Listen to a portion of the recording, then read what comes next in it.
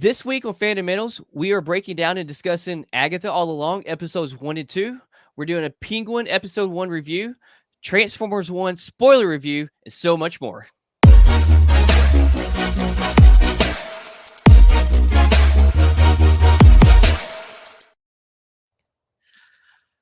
Hey. Ew. How's it going? Yo, what's going on, man? Everybody had a good back. week? Turning up on a Tuesday. Heck It is yeah. what it is. On a Tuesday. Before we get started, let me go ahead and jump into the subscription thing. So, a lot of you that watch us every week have not subscribed to our channel. We have plenty of returning viewers. So what are you doing? Hit the subscribe right now so you can get notified every time we upload a new video or a short. You heard it here. Do it. Just yes. Do it. For every subscription, I'll kiss you on the cheek. Oh. Oh, really? That is a promise. I'll show up to your house right now. Well, you drive at film outside. How about that? Oh my god. How about that? All right, without further ado, let's jump into some Marvel media. Let's do it.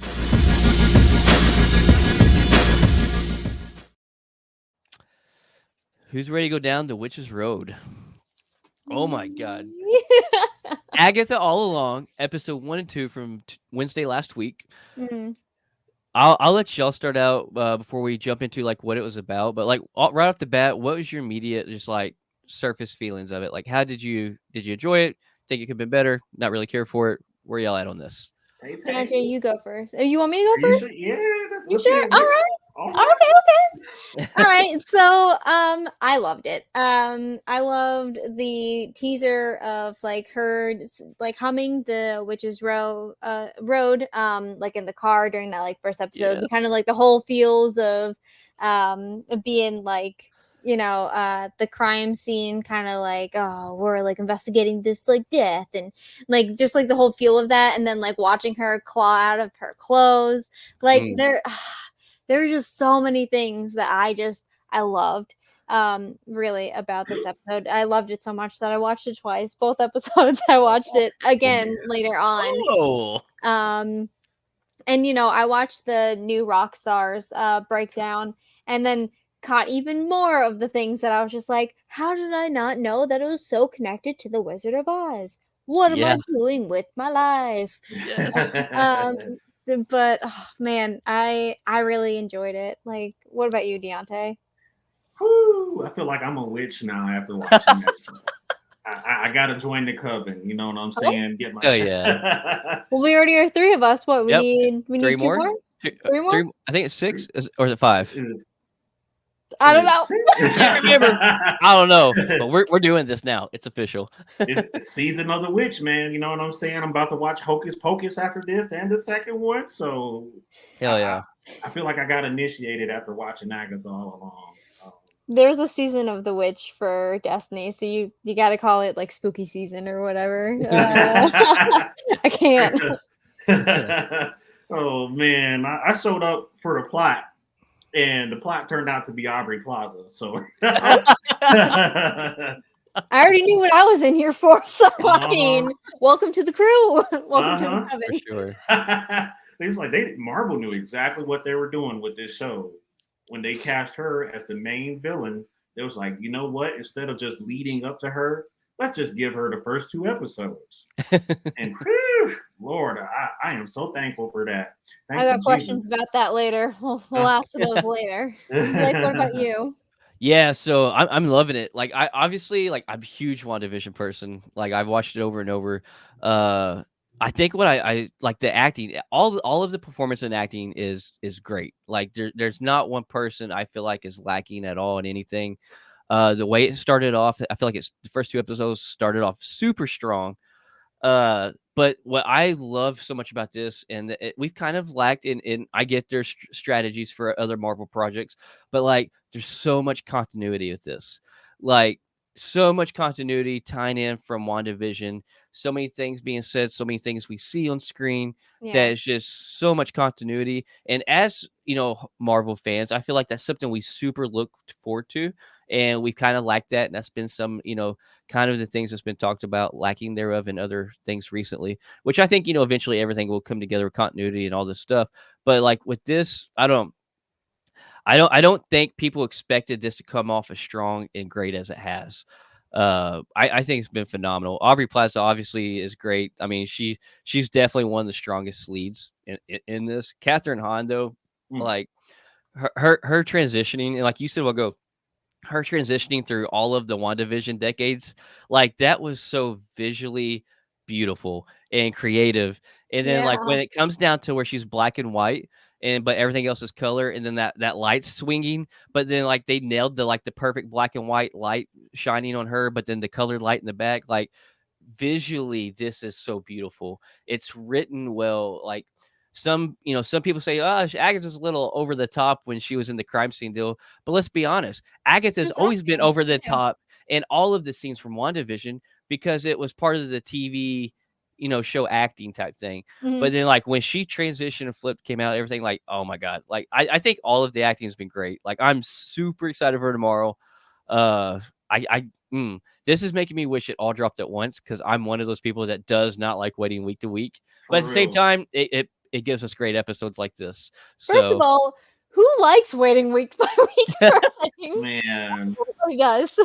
We all prefer to come out so we can binge watch it and then talk about it and then binge watch it some more again. yes. So real quick, I'm going to give like a kind of like a quick review of the storyline for the first two episodes, and after that, Yeah. we'll kind of jump into little Easter eggs that we loved, questions that we have, theories we might have, and kind of go from there. So right off the bat, episode 1 starts off with Agatha under her spell and in this crime scene investigating, kind of taking off of a play off Mayor of Easttown and True Detective, Mhm. and she's going through. And then she finds a kid that was, in her house supposedly that was breaking in. This kid gets a spell. We don't know supposedly who this kid is, which we'll talk about here in a little bit. But let's call him Teen for now. He kind Yeah. of breaks Agatha out of her spell. Supposedly, we kind of get felt that maybe it's because Wanda's dead, but at the same time, she didn't get broke out of the spell to that Teen said what he said. And so, anyways, it seems like a lot of the townspeople have been kind of taking care of Agatha while she's been under this spell. They've talked about dropping groceries off. Herb kind of plays along, with her, and they're like scared to speak Wanda's name. It's kind of like we don't talk about Bruno, but we don't talk about Wanda. She snaps out. She immediately goes back to herself, and I don't know about y'all, but for Naked. a little bit, yeah, butt naked. Butt naked. But you kind of think maybe Agatha might be a little bit nicer, a little bit more softer. No, no, no, no. Agatha goes right back to her evil self, and she's going to try to go down the witch's road to regain her powers back and everything. So she's on the look for the dark code. Can't find it because obviously we know from Multiverse of Madness, Wanda's destroyed the dark code in every single universe. Mhm. So she finds out, realizes, hey, I need to get a coven together. Her and this teen put together a reluctant coven so they can all kind of bask back in their glory of their power, which they're reluctant of her because they're worried about Agatha stealing their powers. But at the same time, she kind of lures them in where they don't have much of a choice, or they just really want to get their full potential back. Mhm. And the end of the second episode ends with them finally getting on the witch's road, taking their shoes off, and they take off walking. And that's kind of where we're left hanging.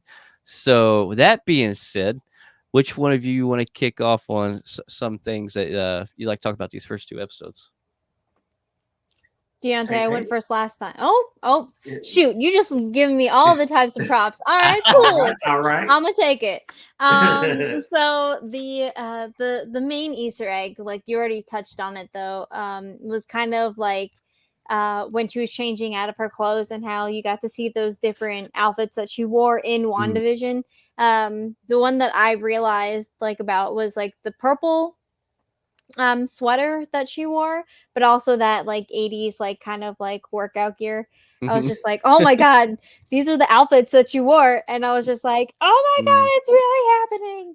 But when I was watching that new Rockstars breakdown, right, they were talking about how she was like clawing at like her neck, because she usually has that brooch at her neck, which is what she found at that crime scene, that she had held on to, and then we thought that teen had taken it and was like trying to run away with it or whatever.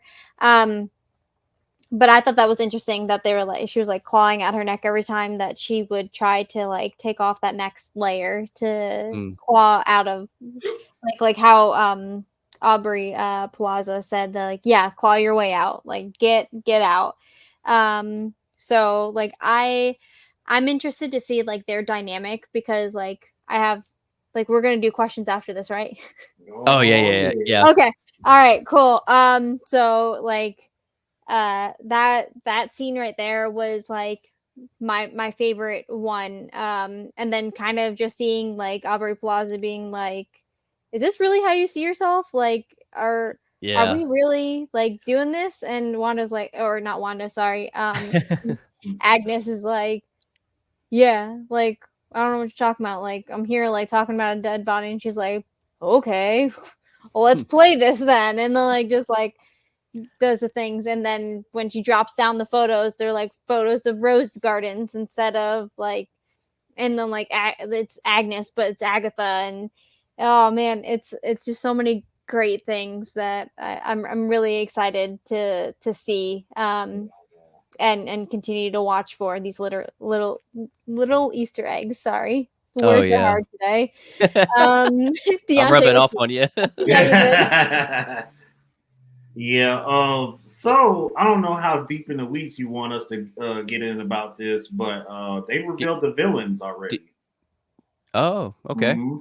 Okay. So the Salem 7, which is supposedly a Fantastic Four group of witches that were known to be in their rogues gallery, is going to be the opposition of Agnes and her coven throughout this season. I don't know if they're going to be like the small time and there's a big bad that's on the way, or if it's just going to be them the whole season. But yeah, the Salem 7, they made their debut in like episode 2. Terrifying entrance too. For real. Climbing down those stairs. I was like, like the spooky and horror effects so far. Like, yeah. Whew, like when Joe Locke's character, Teen, first saw them, they were like down nope. in the middle of the street, like at middle of the night, no cars, no nothing, just a group of looking cult members headed towards that house. And it's just like, oh, bro, it's time to get out of Dodge. I love when Herb like looked back at him and he's like, y'all seeing this? Like, you seeing this too? Hey, I gotta give it to him though. Like, he kind of stayed in the house until they broke through that window and grabbed him. I was like, man, I done ran downstairs the moment I ran inside the house. For real. He was like, wait, they coming for us? All right, peace out. Yeah. They were taking, well, I guess the song was a little bit lengthy, but I absolutely loved the Witch's Road song. I did too, actually. A beautifully written song. It was a spell that got them down their little journey. Yeah. And God, I don't know who wrote it, but the music that was behind it and the singing with all the actresses chanting it was a beautiful song choice. So it's a guy and girl who wrote all the same songs and stuff with WandaVision. So they brought them two back to write all of this and this as well on the songs and stuff. So I love that they're keeping so much continuity, and I think that why it ties so well together and why it has such a great feel is because we have so many returning people that had their fingers and hands on the project of WandaVision to continue this. And sometimes you get projects who completely change hands, like, and so and a lot of times you can kind of feel it in the background. This you don't. Like, it very much feels like we picked up from WandaVision. Yeah. Thanks. Yeah, or like it is after WandaVision, but it's also after Doctor Strange in the Multiverse of Madness. True. Right. So it's after some time. Right. But the crazy years. thing is, like, you feel this to me has way more of a WandaVision feel of a perfect continuing these character stories. Yeah. And forgive me for saying this, but like, it has a better continuity and feel than multiverse of madness.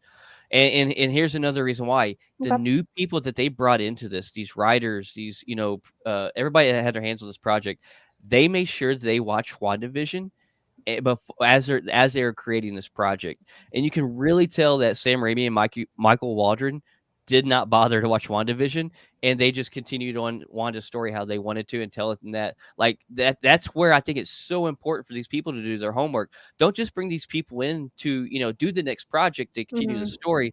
Make sure they do their homework to kind of give that more continuity feel. And I think they nailed it. I truly feel like they nailed this continuation of the story better than Multiverse of Madness.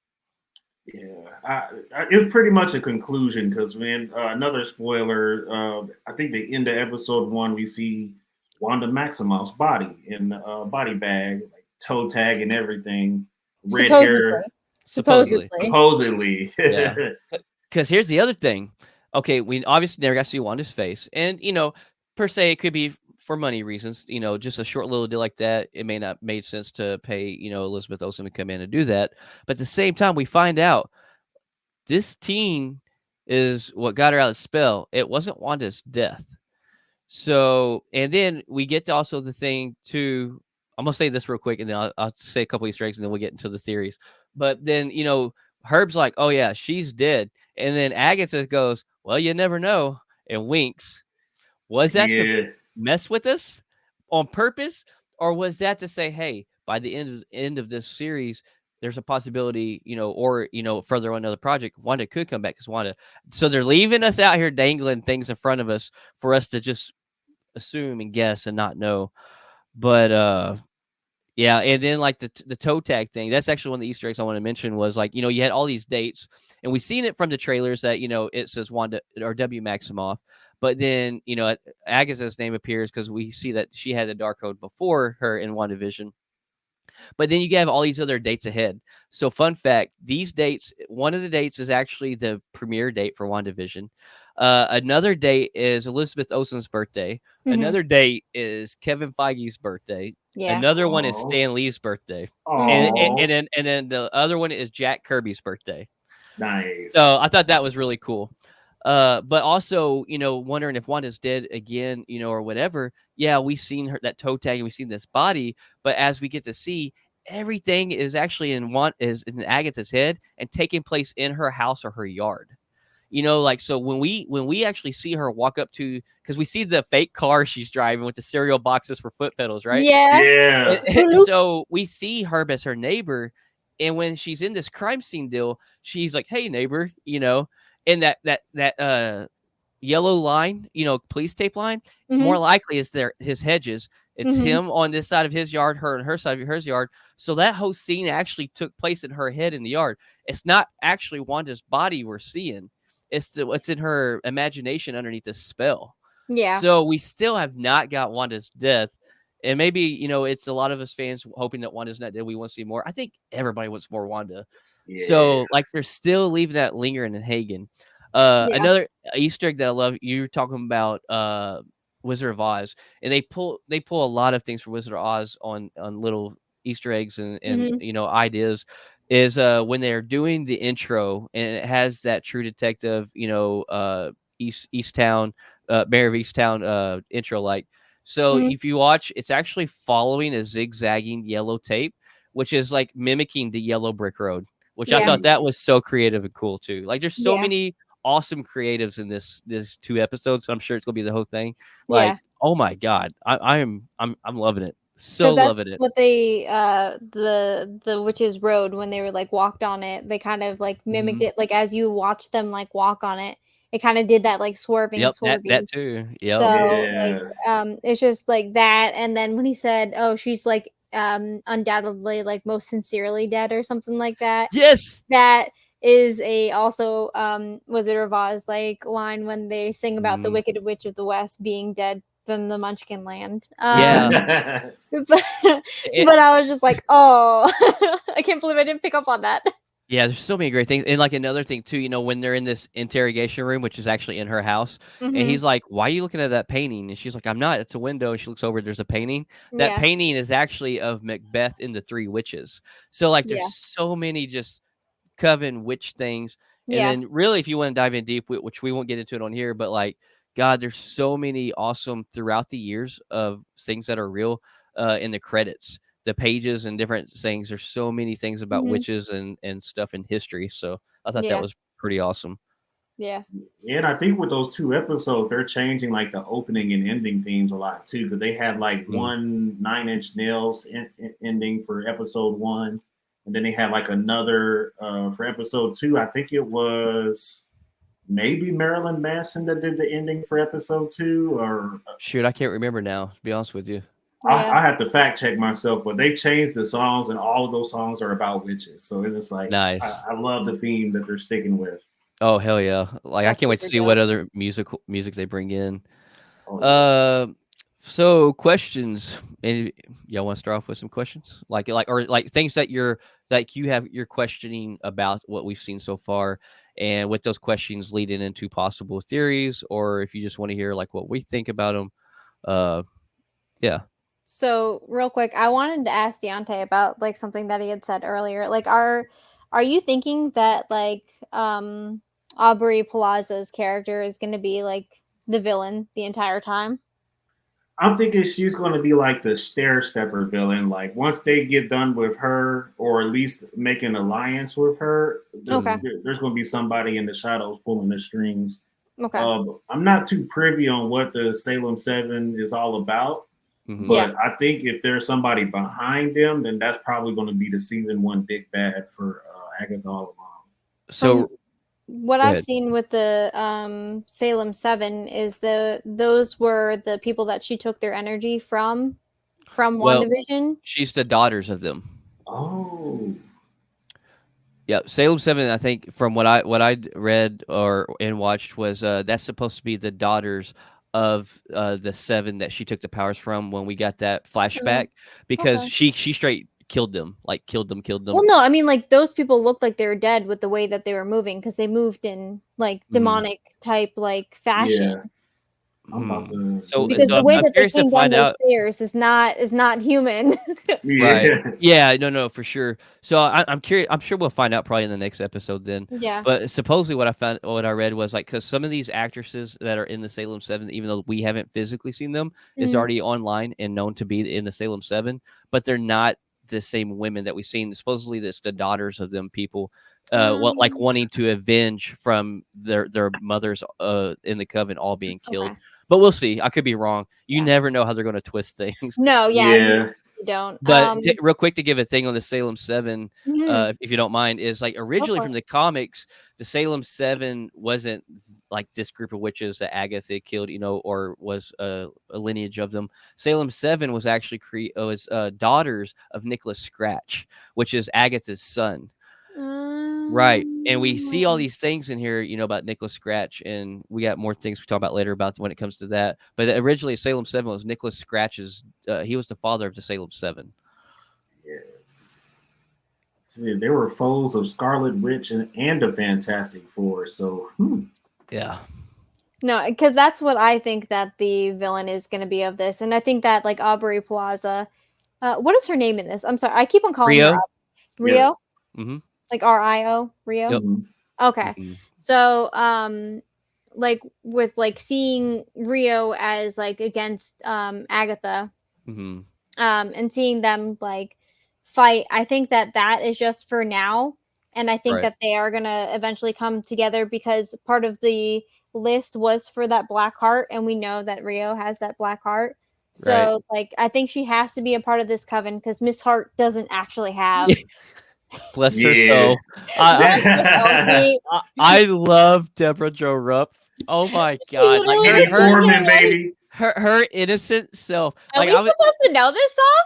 Yeah. Or I love like she's like, I haven't been at the party since Mr. Hart died or whatever. Mr. Davis died. Mr. Davis, and she's like, let me go grab my purse. I'm coming. And like I was telling Tay's never watched that 70s show. I was like, there's so much of Kitty Foreman that's in her in the same character, like just the innocence, happy-go-lucky, and like I love Deborah Jo Rupp. Like she is a national treasure to me. Like top tier TV moms. Easily. Oh my god, yes. Oh, top tier. Yes. God, her and Red Foreman. I think Rio too. I think it's very obvious, but I think definitely her and Agatha were lovers at one point. Like, It's kind of like with the licking of the hand and like, Yeah. oh yeah, and the way she said a couple of things, and so like I think they were lovers, and I think that Agatha chose selfish power or selfish something over, or maybe vice versa, whatever. hmm That ended up splitting them up, and that's why they hate each other. yeah, And obviously, I really think we're going to find this out later on in the yeah, season. But I truly think they're ex-lovers, and yeah. that's kind of the thing between them two. And something went bad, sour between them two. Yeah, I think that Agatha found the Darkhold and she chose the Darkhold over Rio, and that's how that Yeah. split happened. But at the same time, she did ask her, "Do you even remember why you hate me?" So it Yeah, wasn't even like why Rio hates her, but it's why yeah. you. So I think Rio may have done something over Agatha. So, Um, but yeah. I personally think like another thing we're kind of like left in the air is I think Agatha, as we obviously know, we see this bedroom with the Nicholas Scratch stuff, and the rabbit everywhere. Yeah. I think that familiar of hers, the rabbit, is named Senior Scratchy, just kind Mhm. of like in memory of her, and not her not knowing her son while she's been under that spell or whatever. But then I think she did a child sacrifice of her own son to gain more power or to That's gain the dark yeah. code.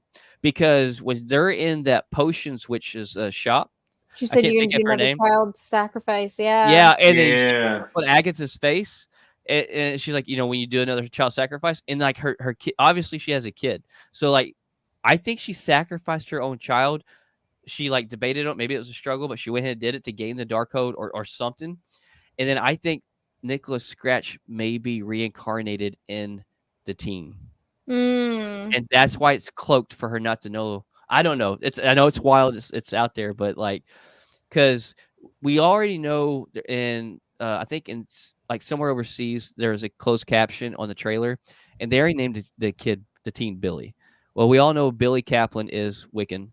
Mhm. Okay. But, Marvel MCU likes to change and alter things a little bit. That way we can't expect to know what it is page from the comic books. Mhm. So I think Billy Kaplan is actually going to be a teen that's going to end up as, per se, maybe Agatha's son with her real son reincarnated inside him. And he Mhm. may be like, a darker part of inside him, or whatever. I don't know, something like that. Because we also do know we're going to get the Kaplan parents somewhere in this season. It's online, and those are accurately named from the comic books of Billy Kaplan's parents as well. Mm. And I think that's how we're getting Wiccan, because like Billy Maximoff is Wiccan as well in the comics, but that was part from Wanda and pieces of Mephisto that created Billy Maximoff, and that's how we get that. But I think we're getting the Billy Kaplan version. Mm. So Yeah, Aubrey Plaza said it herself that this show is going to be the gayest show of the MCU. So I was like, hey, I mean, get some representation in. Do what you got to do. Great storytelling off to the good start. So this will Mm. be this will be the MCU's chance to shine right here. Dude, And I love it. I'm here for yeah. it. hell Like, yeah. And I thought the song part, I'm like, all right, let's hurry up and get through it. I actually found myself enjoying the song part, like we were talking a while ago.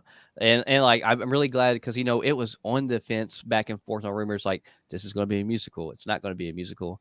Thank God it's not a musical, because like I'm picky when it comes to musicals, but mhm. I like a lot less than I actually hate. So I'm glad to find out like this Witch's Road song is actually good, but I think this is going to be the only music part of this show that we're going to actually have, which I'm Mm. completely okay with. True that. True that. Yeah. I don't think that Wanda is dead. I don't either. I Me hope not. neither. And so she did that like interview with who was it, Jimmy Kimmel Yes, or just the other night. yeah, Mhm. just the Yes. other night where he was like, so Agatha is or sorry, so Wanda is dead, and she's like, I think so, and I was just like, oh, she's playing Yeah, coy. Look at her, he's like, yeah, because the rubble fell on top of her. She's like, and she's yeah, like, yeah, and then there's she's like, a red light, yes. She's like, and but you Yeah. see then that poof of magic, and like it's so vague. It's so yeah, vague. she's like, yeah, it's a Yeah. You burst can of expect energy. that. For Yeah. real, Well, you expect that in the world of magic, man. You know, resurrections is possible when it comes to that, especially when using like black magic and it's mm. powerful witches we're talking about. Mm. Oh yeah. Well, also, so one of the writers for Agatha on the red carpet premiere was asked by an interviewer too, and he's like, "Hey, because it's for public deal, but there is a Wanda copy. It may not be copyright, but it's where they have to purchase, titles ahead of time, and Yep. it's still out that these same writers are doing a Wanda movie, I was and literally, I so have that written down too. They're so so excited. so Yeah. they literally asked, he asked, he's like, "Is there gonna be a Wanda movie?" And she's like, and she's like, we would hope so. She's like, we want one, but we don't know. And he kept like making little nonchalant little things. He's like, "Oh, it's kind of hard to see through the trees." She's like, "Yeah." She's like, "We all want it." She's like, "But we really don't know." And like he kind of kept on, never got a straight Yeah. answer. But like Yeah. I think they want to. I think they really want to, and I think the fans want to. Mhm. So Yeah, that's asking a lot of Feige too. Like, have they not seen the Phase 5, 6, and 7 timeline already? Like, it's going to take a lot to squeeze that in. So just let them cook. yeah. Whatever they got going on, I'm sure it's going to be more than enough for us. Yeah, it's true. I I'll have to, and Feige we trust. That's all I gotta And say. Feige, But let that man cook. yeah, but I would not be mad if Wanda came back. I'm just saying, I love me some Wanda. Yeah, Facts. especially if she came back like in the Vision Quest or the Vision, Oh, yep. like, and if Yeah. that's what that is supposed to be. We don't know. We don't know. So, question: Yeah, whose hair do you think is in her locket? I think it's her kid. I think so too. That's exactly what I'm thinking. At first, I was like, I wasn't sure, but like more I thought about it, more watched stuff. It makes sense that it could be her kids. So like it really seems to be focusing on definitely heavy about Nicholas Scratch. Yeah. So What color hair is Rio's hair? it's black, Black. or is it dark brown? Is it black? It's Hmm. black. Yeah, Okay. because their big thing is her darkness, I think. So, but All like, yeah, right. Well, then yeah, it's got to be her kid. Because like, Yeah. who else has brown hair that she's just like walking around with? yeah, So we It's got not two her. options, right? It's either Nicholas Scratch or Wiccan. So we'll find out by the end of the season for sure. But what do you think it means by her having that hair of him? You think it's more of just like a thing in memory of him that she holds, or do you think it's got something to do with a spell, or has it got something to do with the sacrifice she did, that it may keep that sacrifice, together for whatever she gained out of it, to where if she loses that hair, if that hair gets destroyed, then it undoes a spell, or do you think it's more of a sentimental thing? Yeah, Agatha Harkness, she's been known. I, I think they started her off as like a mix between like a hero and a villain in WandaVision, and then now like they're kind of like fooling around with the villainous a little bit. So I think Hmm. she's going to be an anti-hero from here on out, and she will be misunderstood a lot. So like some of the spells that she did earlier in the season, or what they're alluding to, will be like, oh, you screwed a lot of people over. Maybe you're a bad guy, but no, she was doing it for like a greater good. Hmm. So we find out like in each episode, like what spell did she cast, Hmm. who did it screw over, and then who did she benefit because of that. Okay. I Because don't. it's like Agatha's known for being like the comic book nanny. She's basically Right. like a superpowered nanny Yep, for for the Wanda kids. and Vision's kid in the comics, and then Reed Richards and Sue Storm's kid, like, she Right. was the nanny to both of them. Like, she in the West Coast Avengers storyline is when she was the nanny to, Wanda and Vision's kids. And then, in the regular, Fantastic Four, Hmm. comic lines, that's when she was the Richards, nanny. But, I personally don't feel like they actually made her to be kinda good at all in WandaVision. I feel like it was very self-driven, self-centered on Hmm. wanting that power. But Yep. here's one thing that kinda didn't make sense to me with the more I think about it, or maybe there's something I've missed, but, like, for some she had the Dark Code in WandaVision, right? Mhm. But for some reason, she was wanting Wanda to realize who she was, realize who her power was. But like, I know she wanted to get Wanda's power, like Hmm. absorb Wanda's power. Maybe that was the main thing behind it. Yeah. But I feel like there's something else, like you were saying, Deontay, that she was cooking up, and something else she's leaning towards. But like, I wonder why she needed Wanda's power for it. Like, Is it maybe to get the power of the Scarlet Witch so she can go to the Hell Realm to undo or whatever and get her son back and still keep her power and get her son back? Which at first she sacrificed her son to get this power, but she wants both. So she thinks if she gets all the power, she can have both, and she can go down and whether it be Cthon or Mephisto or whoever, she can undo that, get her son back, and be the most powerful witch. I think she's very, very self-centered and that's all she cares about is herself when it comes to anything, to be honest with you. Yeah. True that. When it comes to the brooch, what I think that it is with the hair in it, I think it is a spell that she has on her, but I think it's that spell that her and Rio were talking about that they couldn't kill each other. Okay. I think it has something to do with that. See, and that's another thing too with the brooch, which we don't know if this was in the brooch then, but you remember she didn't naturally have that brooch. That brooch came from her mother when she killed her own mother with the rest of that coven in WandaVision. She actually plucked it off her mom. So also I'm wondering, was that here and there then? Or is this something later on that Agatha put in there, I think it would have been a later on type thing. I'm leaning more towards that. But I think I definitely think it's either, I'm thinking it's more of her son, but I think it's her son or Rio, one of the two. Yeah. Because she, like you said, she's not allowed to kill. They're not allowed to kill each other, and we haven't seen if that's a witch thing, or if that's just a Rio and Agatha thing. So because we've seen Agatha suck the power and kill those other witches, so I don't think it's a witch thing. I think it's something that's been binded and spellbinded between them two. Yeah. Yeah, I like the direction that Agatha All Along is headed. Like we came off to like a sketchy start in WandaVision with Agatha, and now we're kind of dragging her back to her hero roots. So we'll probably see her doing some sketchy stuff, but it's all on a mission for like the greater good. So you think there's a greater good behind her at all?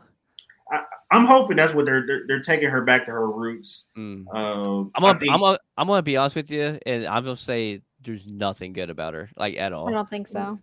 I love that we have this difference of opinions now, because now I'm gonna be like ooh, and then we're like shit, he's right or whatever. Well, because like when she was in that basement and they all finished the singing and then like nothing appeared, she's just like started antagonizing them. Yeah, like this was her real way. Hit me with your power. Yeah, she's trying to provoke them to make their magic happen. Do it already. Just fucking do it.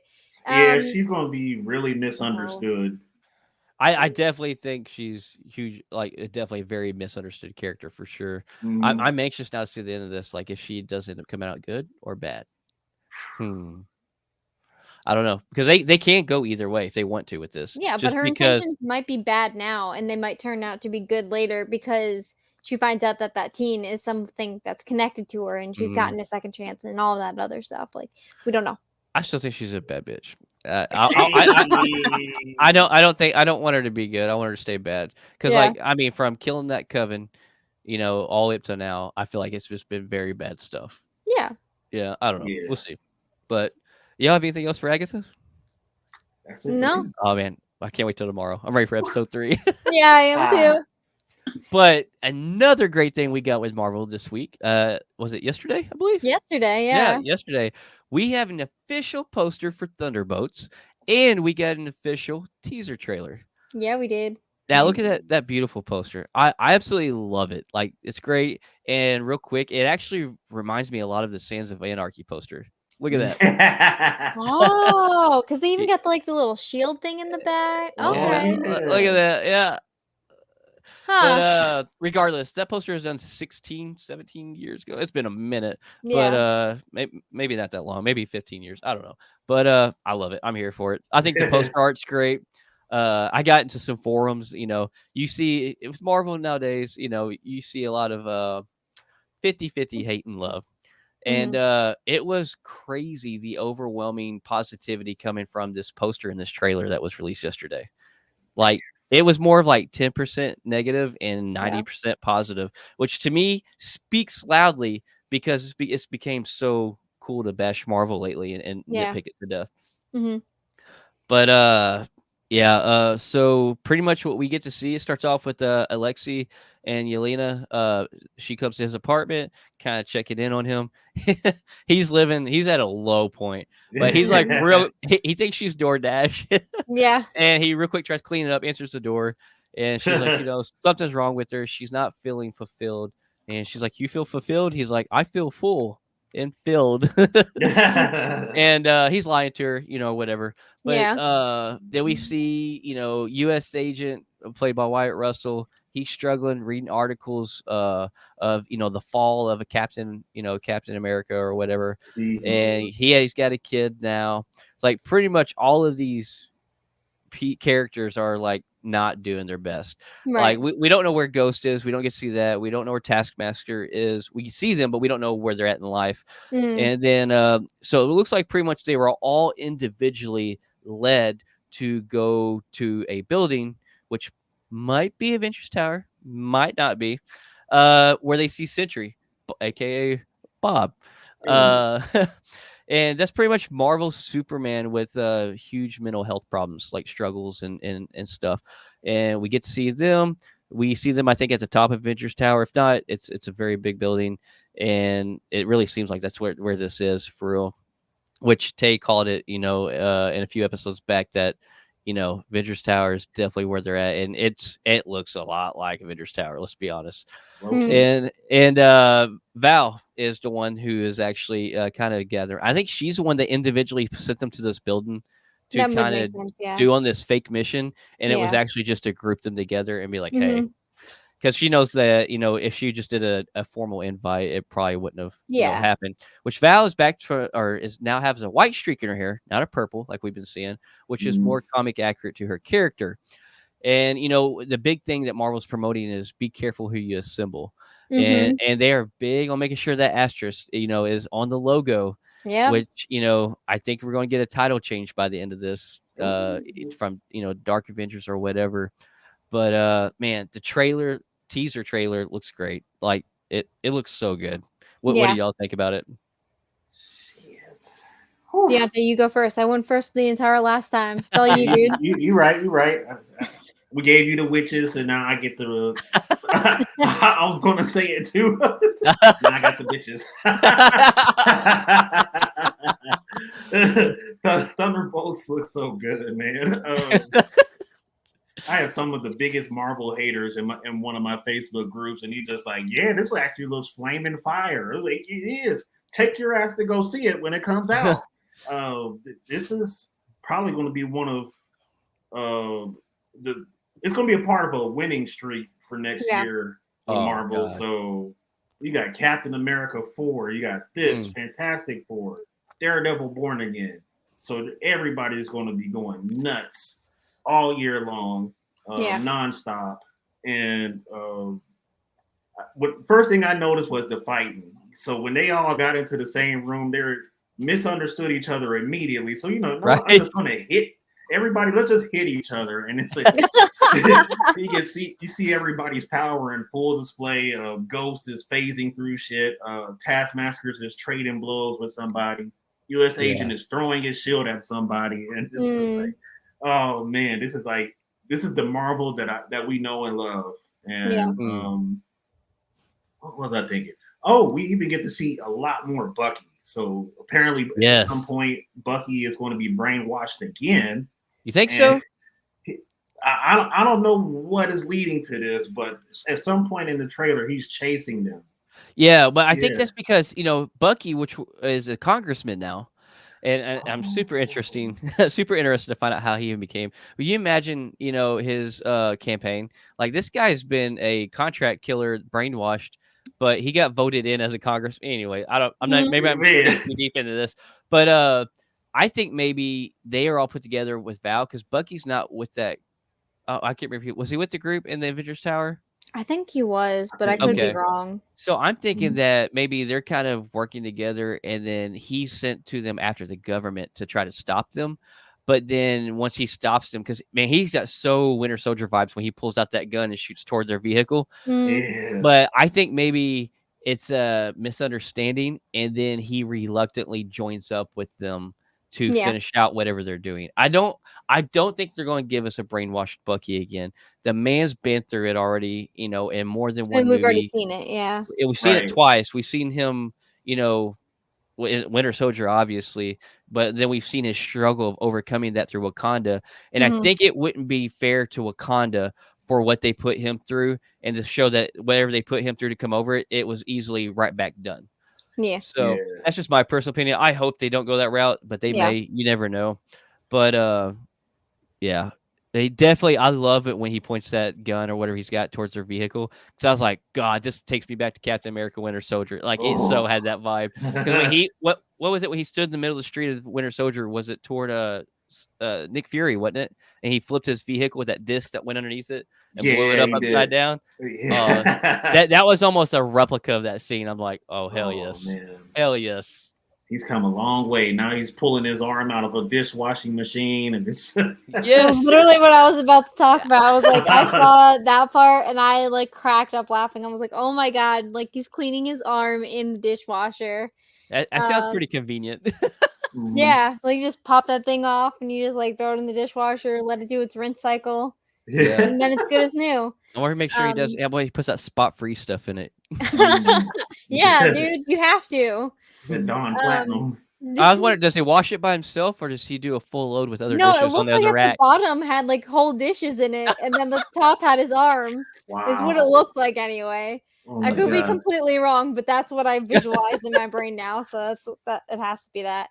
That's great. But the one thing that I really loved about this trailer, well, I guess two things. One is like definitely is that like song like I had talked about in the previous episode, the Where Is My Mind? Like it's just such a good song, and to play it in this trailer is amazing. And then the second one was that we got to see the Marvel Studios logo in that yellow, the same yellow as the Thunderbolts logo. It looked great too.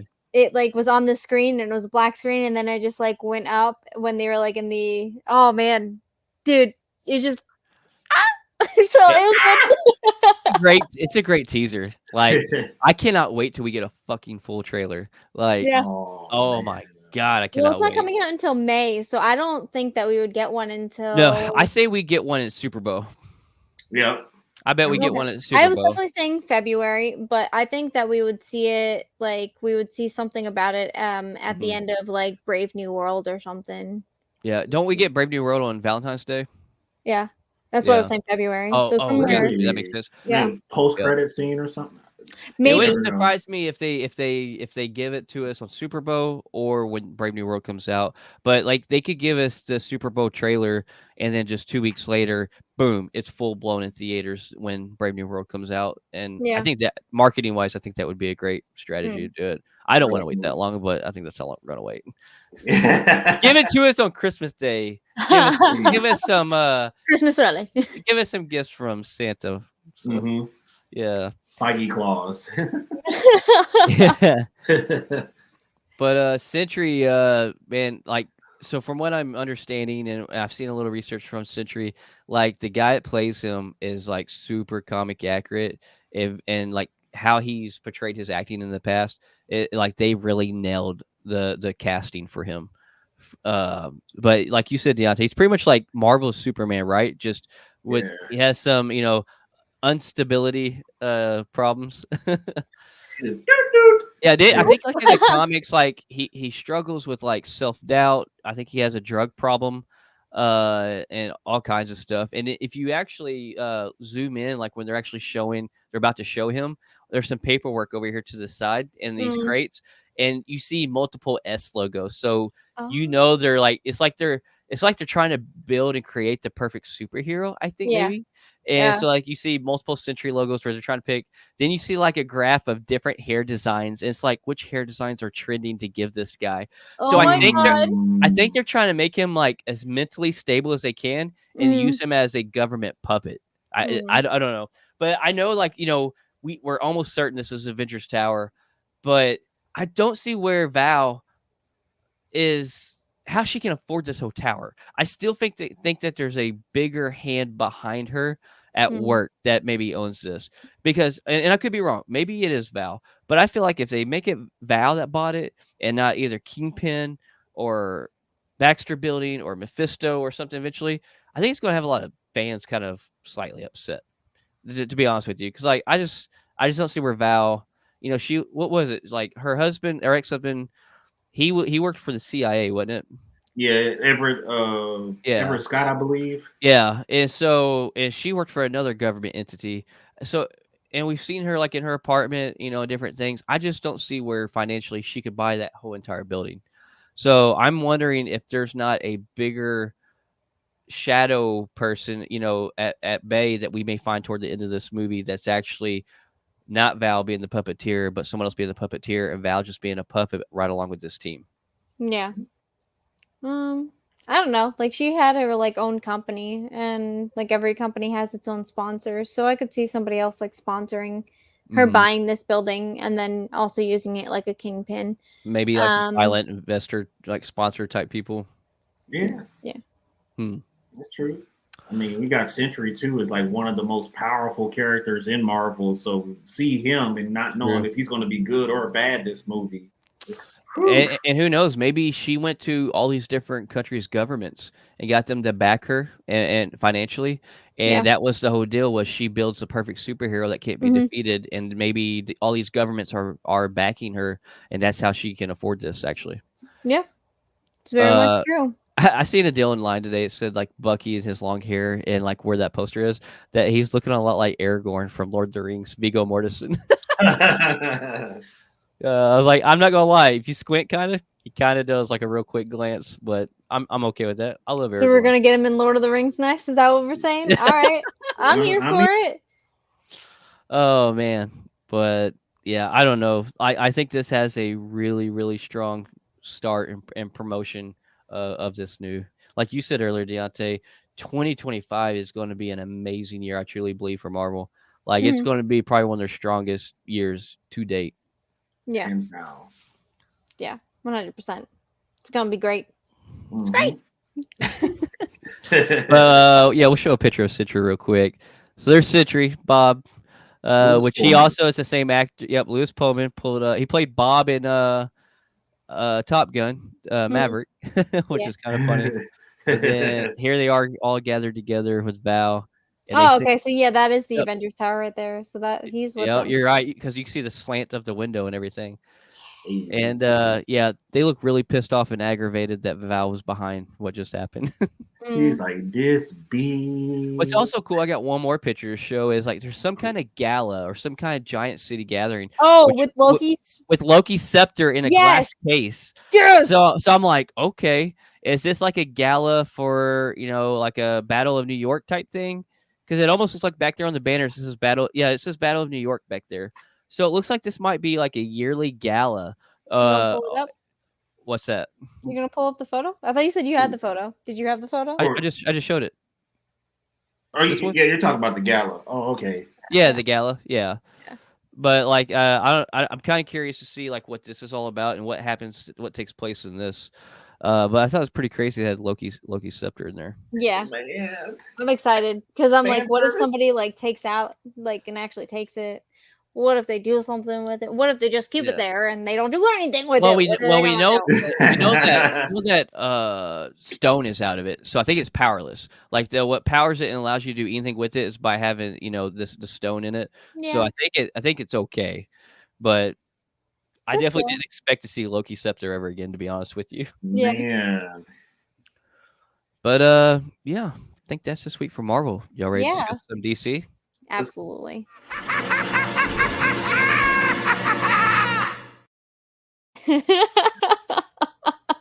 Deontay in the back just go My little Oh man! Right off the bat, one of my favorite actors, Kyle Chandler, is rumored now to be playing Hal Jordan and the Max Lantern series. Yeah. I guess Brolin passed it up, and now this is the next guy in talks that they're trying to bring in and play it. And I think it seems like it's pretty positive. I think he actually may go for it. Yeah, they're in discussions right now.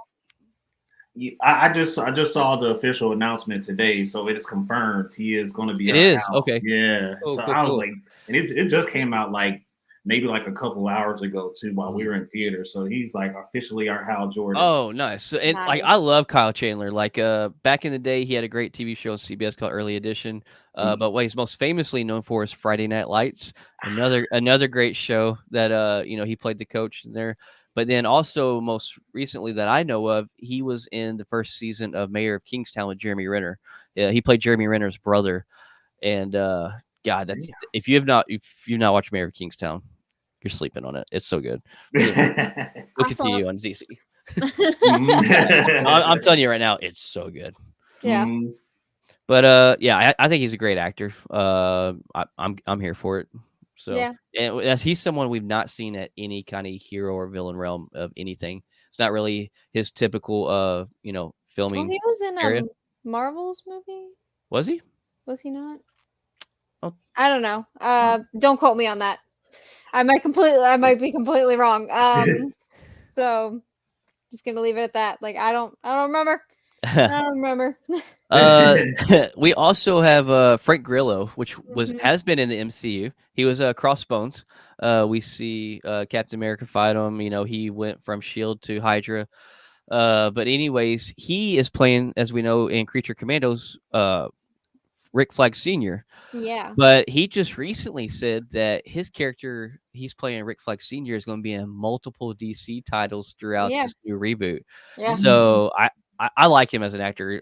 He's also in Warrior with Tom Hardy and Joel Egerton. He's actually who trains Joe, but he's a great actor, I think, as well. I think he's a very underrated actor. I think I think he deserves to be in more stuff that we've seen him in. But to kind of see that he's playing this animated character and we're going to get live action of him, I love the continuity that James Gunn is doing there.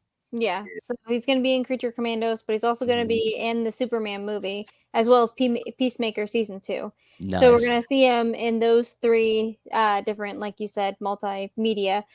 He said that he has been like super humbled by this experience and wanted to do it for such a long time and is so grateful for it. So he's going to be Rick Flag Sr. in all of those projects? Yep. Damn. Yep. I guess that's James Gunn's way of apologizing to us for killing his son so early, because Rick Flag Jr. should have been around for a long time, but he's just like, nope, take him out in Suicide Squad. Like, damn, we got him in both Suicide Squad movies, and that was it, right? Yeah, he died quick, man. Peacemaker took him out. So I'm guessing Rick Flag Sr. is probably going to be looking for Peacemaker to bust his ass. He's like, you killed my son, so now I'm the villain for season 2. Well, I don't know. I'm the villain now.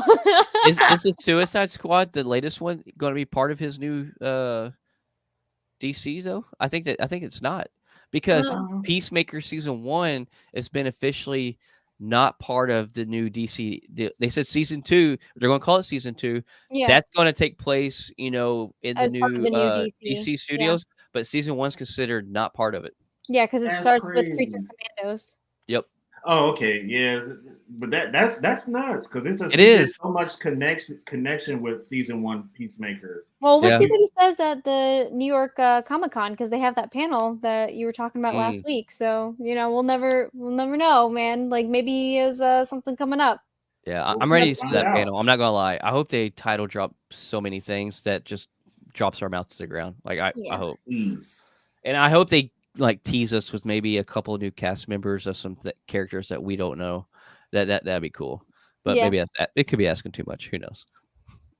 Maybe they have a big gap between now and Superman that they need to fill and keep the fans fed to hang in there. So please.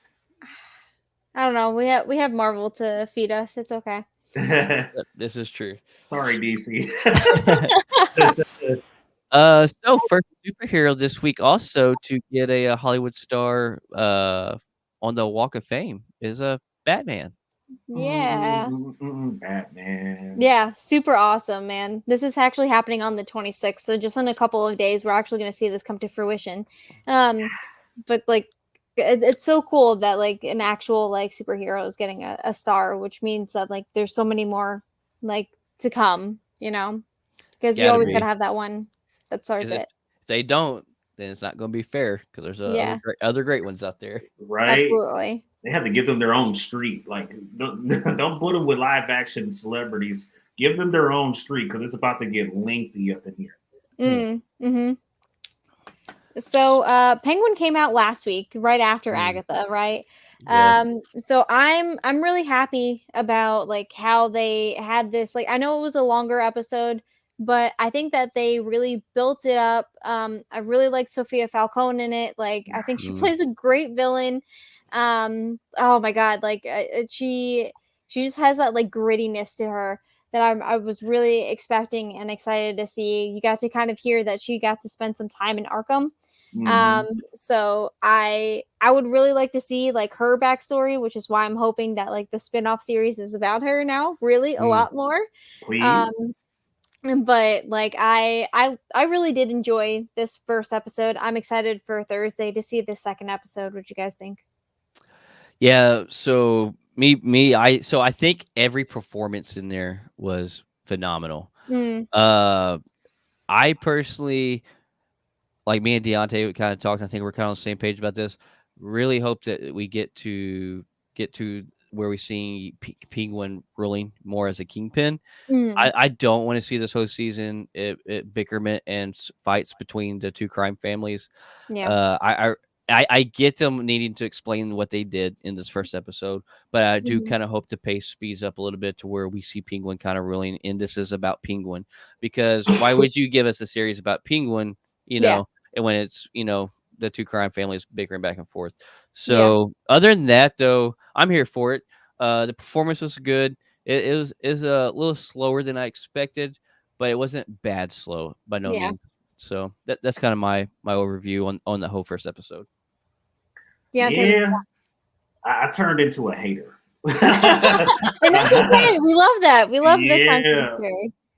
I absolutely fell asleep during the first episode, and it was just like, man, I woke up like during like the second half of it. It's just Yeah. like, God, I don't want to see like Penguin scrapping around. I want to see Mm, Penguin be Penguin. yeah. He is the owner But, of the Iceberg Lounge, and yeah. And you get to see the Iceberg Lounge in this, and I really do think that they're setting that up. Is that like he's the mastermind of behind the scenes, and Hmm. so you get to see him with the ring, and like because he has that like the moment of clarity that he's like laughing, and he's like, "Ha! I showed him who's boss," and then I was like, Oh, "Oh, there at the very end. yeah, Yeah. I well, I no, at lo- the very beginning." oh Um, I but love it at the the end when he does that too when that yeah, car hits in. He's yeah, like he has a laugh like I know my plan worked. hmm yeah. yeah, he did it again there, and that was pretty cool. You got Batman fans and you got Batman stans, and stans are probably gonna watch this and be like, "Yo, we seen this shit in Gotham already." It's like Yeah, Matt Reeves and everybody at DC. Why are y'all signing off on this? Like, we'll let y'all cook for like maybe a couple more episodes, but like, Yeah. let Penguin be Penguin. Give us some cameos from Batman's Rogue Gallery because all the villains intermingle with each other in Gotham, Mhm. so mm, it's very natural and it's not forced. And we want to see who Matt Reeves cast to be the other bad guys anyway. Oh So yeah. we're done with the Falcones and the Maronis. Like, give me you Mr. Freeze. please, like, I know if you guys seen the announcement of Matt Reeves revealed like the poster for Batman 2, and it's like all blue and white. Yes, So it's taking place everybody, in winter. yeah, everybody's freaking out like, oh, it's gonna be Freeze. Yeah, and Let's here's the other thing go. is like, if they give us a Victor Freeze, this is a very grounded, series and movies that Matt Reeves is doing. So Mm, I don't think it's acceptable to think that we're going to get Mr. Freeze with a freeze gun and a globe on his head. mm, Man, Because that almost seems a little too out there for the route that Matt Reeves is going. And so mm. I seen a theory the other day that said, what if Victor Freeze, is something to do with like this new drug, Okay. and Oh, with the eye maybe drops. yeah, maybe well, there's something more revolutionary that Penguin and them are talking about that's coming soon. That's going to be way better than Yeah. that, And what if maybe Victor Freeze's wife Nora uh dies because she somehow came susceptible to this drug and this drug killed her, and that's how Victor Freeze comes back, and maybe he creates his own version or leg off this new drug, and it actually is, that's what he uses to kill everybody is this new drug, Mm, and or maybe it paralyzes them and freezes them not technically freezes them, but paralyzes and kills them. And that's Okay. kind of where they can play off the name. And a Interesting. wild theory that I don't think is true is, we get Victor Aguilar, which is this guy that Penguin's teamed up with and using him kind of as his right hand man now, because he caught him, trying to get the wheels off his car. Yeah. And people are like, what if that's our Victor Freeze? Because, they've been altering these names on these villains and characters. But I don't think that's going to be the route they go. I don't think he's going to be our Victor Freeze at all. I think he's going to end up being the right-hand guy for Penguin permanently. And he's just going to grow more and more into that crime scene and stuff. Yeah, I ain't gonna lie. Some of these theories are batshit crazy. Yeah, dude. It's Like, I like the theory of the drug thing with Freeze. Yeah. Yeah. And I was like, that's very creative, and it really grounds Victor Freeze's character. But then Yeah. when I heard the deal about Victor Aguilar, I was like, God, that's wild. That is so wild. Yeah. Yeah. No, I think maybe there was Victor Zsasz or something like that in Gotham. Like, what if he's him? Is kind of like where my brain kind of went for that. Right. Because it's Victor, and he's just like now a different last name. Because he kind of got susceptible to that drug, and which is why he lost his hair, and maybe something like that. Or Okay. maybe with like the Mr. Freeze, the reason why he doesn't have like the whole globe head or whatever, but maybe he like incorporated a astronaut suit into becoming like frozen in time, and that's how he kind of has that kind of same globe type look, where he kind of like controls his own airflow and has like the giant pack on the back. Like, so I don't know. It's just like some theories that I have in my head of like what they could do with that to make it more grounded, but not completely batshit crazy. Yeah, because Mr. Freeze is dangerous, man. That is a character that can fight Batman back. And honestly, with that powered ice gun, like, you're going to need CGI to make him like almost comic accurate. And honestly, that's not for Matt Reeves at all. No. Like, Matt Reeves should take his hands off of that. Let James have him and make his Batman go up against him, and then just Matt Reeves use somebody completely different. One thing I did see, another theory that I thought was pretty interesting, and it kind of made sense, was like, we know Batman 2 is going to be in the winter. It's been confirmed. But right now, it's just kind of flooded. And it's very wet. It's a very wet place. Is like, what if they bring in poison ivy, and this new breed of poisonous plants has to grow in a very, very wet environment? And maybe she starts growing somewhere, this poisonous plant, and taking over with the flooded Gotham in a certain area. And I thought that was an interesting take, and you could make a very grounded person, villain, bring her in as that as well. And I know it's getting right close to the border of Batman and Robin, where we have Victor Freeze and Poison Ivy together. But I think we both agree we don't need those styles. We definitely don't need those styles brought in. Yeah, that's dangerous, man. I like Robert Pattinson's idea of just bringing in the Court of Owls. I know it might be a little bit soon, but hey, Court of Owls is like a good way to introduce conspiracy theories in Gotham. Yeah, I hear like some of the most rumors, or some of the heaviest rumors that make sense. That's really where they're kind of leading towards eventually being the main big bad, is leading up to the Court of Owls. I can rock with that. Keep it grounded. Give Batman a challenge every time, and get to meet talent. Heck yeah. But yeah, I definitely don't want to judge Penguin yet. Like, I'm not going to judge Penguin yet until we get some more episodes under our belt. But I'll be watching it every Thursday. Ain't nothing stopping me from doing that. I can promise you that. Me too. Right. But yeah, I think that's it for DC this week. Yeah. You want to start us off with some Star Wars? Absolutely.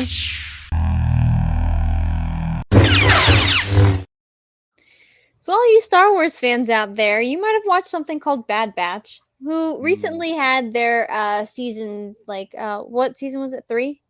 Was it third season? Yeah, I think so. If not, the last one. 3 or 4, one of those. Yeah. Okay. Well, it ended at the beginning of this year, and it left people still wanting more. Well, good news is that Bad Batch is actually coming back as a comic series. It's going to be called Bad Batch Ghost Agents.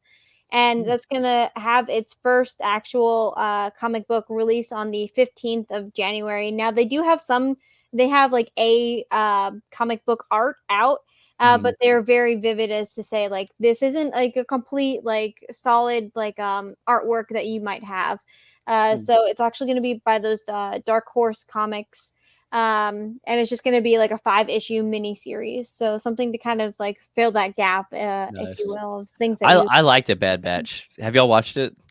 I actually have never watched. So I've not watched the last season yet. I'm behind, but like I'm not gonna lie, it was one of those that I started watching and I didn't expect to like it as much as I did, and it's very enjoyable. I've actually only heard good things about this.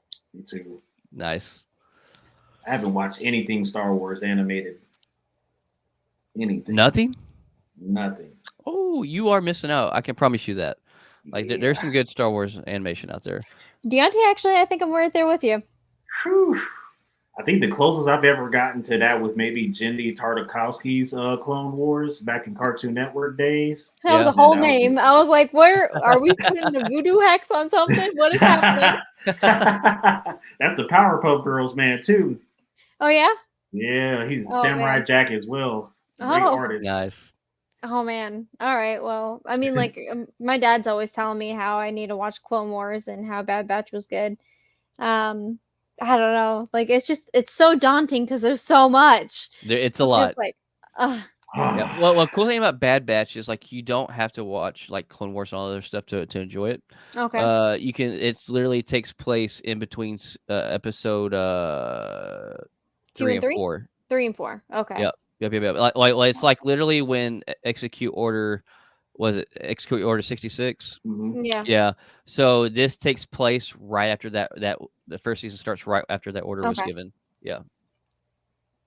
So you don't have to watch any of those. So I would recommend watching Bad Batch first. It's good. Okay. I promise you. And it will require the least watching of other things. All right. Well, come December, you know, if or November, we'll see. I might take a gander and dip my toes into the pool. But no promises. So the other thing that's going on for Star Wars is actually that in today they released a 2024 Lego Advent Star Wars calendar. Okay. So all of you nerds out there that also like Christmas, you know about those Advent calendars, that it's usually chocolate or things that like kids don't really like anymore, or because they might be like cheap chocolates. But now there are actually 6 different Lego Advent calendars, and Star Wars is one of them.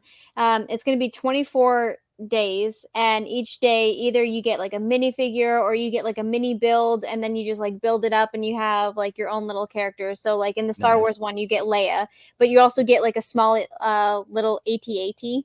So it looks like super adorable. It's actually on sale right now as well. But other than Star Wars, you're actually getting also Harry Potter. You're getting a Spider-Man specific Marvel. You're getting a Disney where you get like Disney princesses. And then there's something called Friends, which looks like a kids show of some type. And then there's the Lego City is the last one. So obviously Friends and City is like cheaper than the other ones. But, you know, it's just something to kind of do a little bit something different for your holidays, and it's on Amazon right now. Nice. Yeah, I know. Be a nerd. And typically, those Star Wars Advent calendars, Lego calendars, and other ones, they also like if you don't want to order online, I know they're typically in your Barnes and Noble stores too. Oh, that's good to know. Yep. Yeah. Every year, like I see them on like as soon as you walk in the door, they usually have them on display right there. So. If you want to sponsor us, Barnes and Noble, or Lego, or Lego, we straight name dropping y'all right now. So Amazon, you know. Anyway, so but that's it for the Star Wars. Are you ready for some educated wish? Let's do it. Yeah.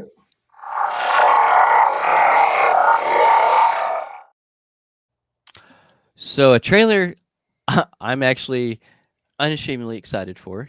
You should be. I was watching Deadpool Wolverine for the 5th time the other day with my brother, and this trailer come on. He's like, who would watch this? And I'm like, I actually want to see this. Red One. So we get Chris Evans in it. We get The Rock, and I'm drawing a blank right now, but the guy that plays J. Jonah Jameson in the Spider-Man movies. J.R. Simmons? J.J. Simmons. Yep. Yes. Yep. So and he is ripped. Like this dude is ripped. He plays Santa. Yeah. And my God, so Santa gets kidnapped. You also get Lucy And, Liu in this. oh yeah, that's right. What? Yeah. Santa gets kidnapped, and they bring in Chris Evans to talk with I guess people at North Pole, which is including The Rock and different ones. And Chris Evans apparently is pretty bad on the naughty list, but he's the best at what they do. And the whole thing is him and The Rock teaming up and fighting Abominable Snowman, Yeah. Krampus, doing a slap war with Krampus. Yeah. And the goal is to get Santa back in the safe room, which is hilarious. Oh my god. Yeah, and one of the funniest things to me is like they go in this toy store and they get these Hot Wheels and they get these things. He's like, "Where are you grabbing these?" They go outside and The Rock does the thing and it blows the car up to life size. He's like, "Oh." Chris Evans runs back in the store. He's like, "Can I get a Wonder Woman action figure?" And then The Rock is like, it doesn't work like that's that. not how that works. But this looks like such a fun Christmas, like a new Christmas classic. I'm not gonna lie. Like I mean, I don't it know. comes out in the middle of November, which is the weird thing about it. But it does look like it's going to be like a Christmas classic because it's that action, but also that comedy and that like Yes. little sprinkle of Christmas that you're like, Oh oh, yes. Yeah. it's like And like it's like Violent Night bad with Santa. David Harbour. Oh! That's one of my favorite Christmas classics Oh, now. I watch it's it so every year. good. Yes. So good. So good. Sorry, That- I just David I'm gonna be Harbour- watching it. David Harbour is definitely my Santa. That's all I gotta say. Yeah, I can rock with David Harbour. I don't know about Dwayne Johnson though. That's my enemy. well, since day one. he's not Santa though. Mm-mm. JJ Simmons is. Yeah. He's in the movie. That's why I'm boycotting it. Oh, Yeah. so The Rock is the one that has the J.K. Simmons, not J.J. Simmons. Oh, I I said JR. Like no, something was like something just don't sound like. I knew but it was a J.K. J Simmons. and it was a Simmons. I'm sorry. Forgive us, Mr. Simmons. We I corrected want to say ourselves. J.K. Rowling. I knew it wasn't that. He was just J.K. But like when I saw, oh my god, Deontay. There's a good old dad joke there for you. Yeah. I hate y'all. But when I saw this and like I immediately thought of like Deadpool and Wolverine when we got to Yeah. see Chris Evans in it. And I literally was like, oh my god, so this is Christmas meets like Johnny Storm because he's on like the naughty list. Yeah. And Ant-Man because The Rock has like the technology to make things like Yes. blow up in size. So I'm like, this is gonna be so wild to watch, and I'm most likely going to theaters to go watch this. Oh yeah, Man, for sure. let me know how it goes, guys. You're saying you will not accompany me to watch this? Me and Dwayne Johnson have our beef goes all the way back to like 1995. You've never watched What another Dwayne is that? The Back Rock when he Johnson was movie? wearing the black turtleneck and had the gold chain on? Is that when? Yeah, it was back in those days. Like me and him, we are like enemies. Like we see him in the street, and it's gonna be like, yeah, remember me? Hell in a like Cell Donkey match. Kong. So you've never watched Black Adam? You've never watched any of the Jumanji? I don't advise nobody to watch Black Adam. Well, yeah, no. But, Boycotted Jumanji. Went to see Black Adam because S&M forced me to do it. And you were still let down. Still let down too. Now, I will say this: I like the Jumanji movies. I do too. I think they're funny, man. Between him, Kevin Hart, Jack Black, and then like when they do the Karen role Gillan? reversal in the and they do the role reversal in the second one, like it's even Oh funnier. man, yeah. That's how the man gets you. They just like, Yeah, we're just gonna yeah. cast Dwayne Johnson and Kevin Hart. Everybody's gonna fold Yeah. and buy a ticket. Oh my god. Like, nope, you're not gonna manipulate me, you dirty I didn't go to bastard. theaters to watch it, but I definitely did watch it, and I enjoyed both of them. I can say that. I'm happy for y'all. Well, we'll let you know. We'll do a review on it here, like when we go and see it. So I know that the Terrifier 3, speaking of going to theaters, isn't out yet because that's going to come out on like October 11th or something like that. Yeah, I think so.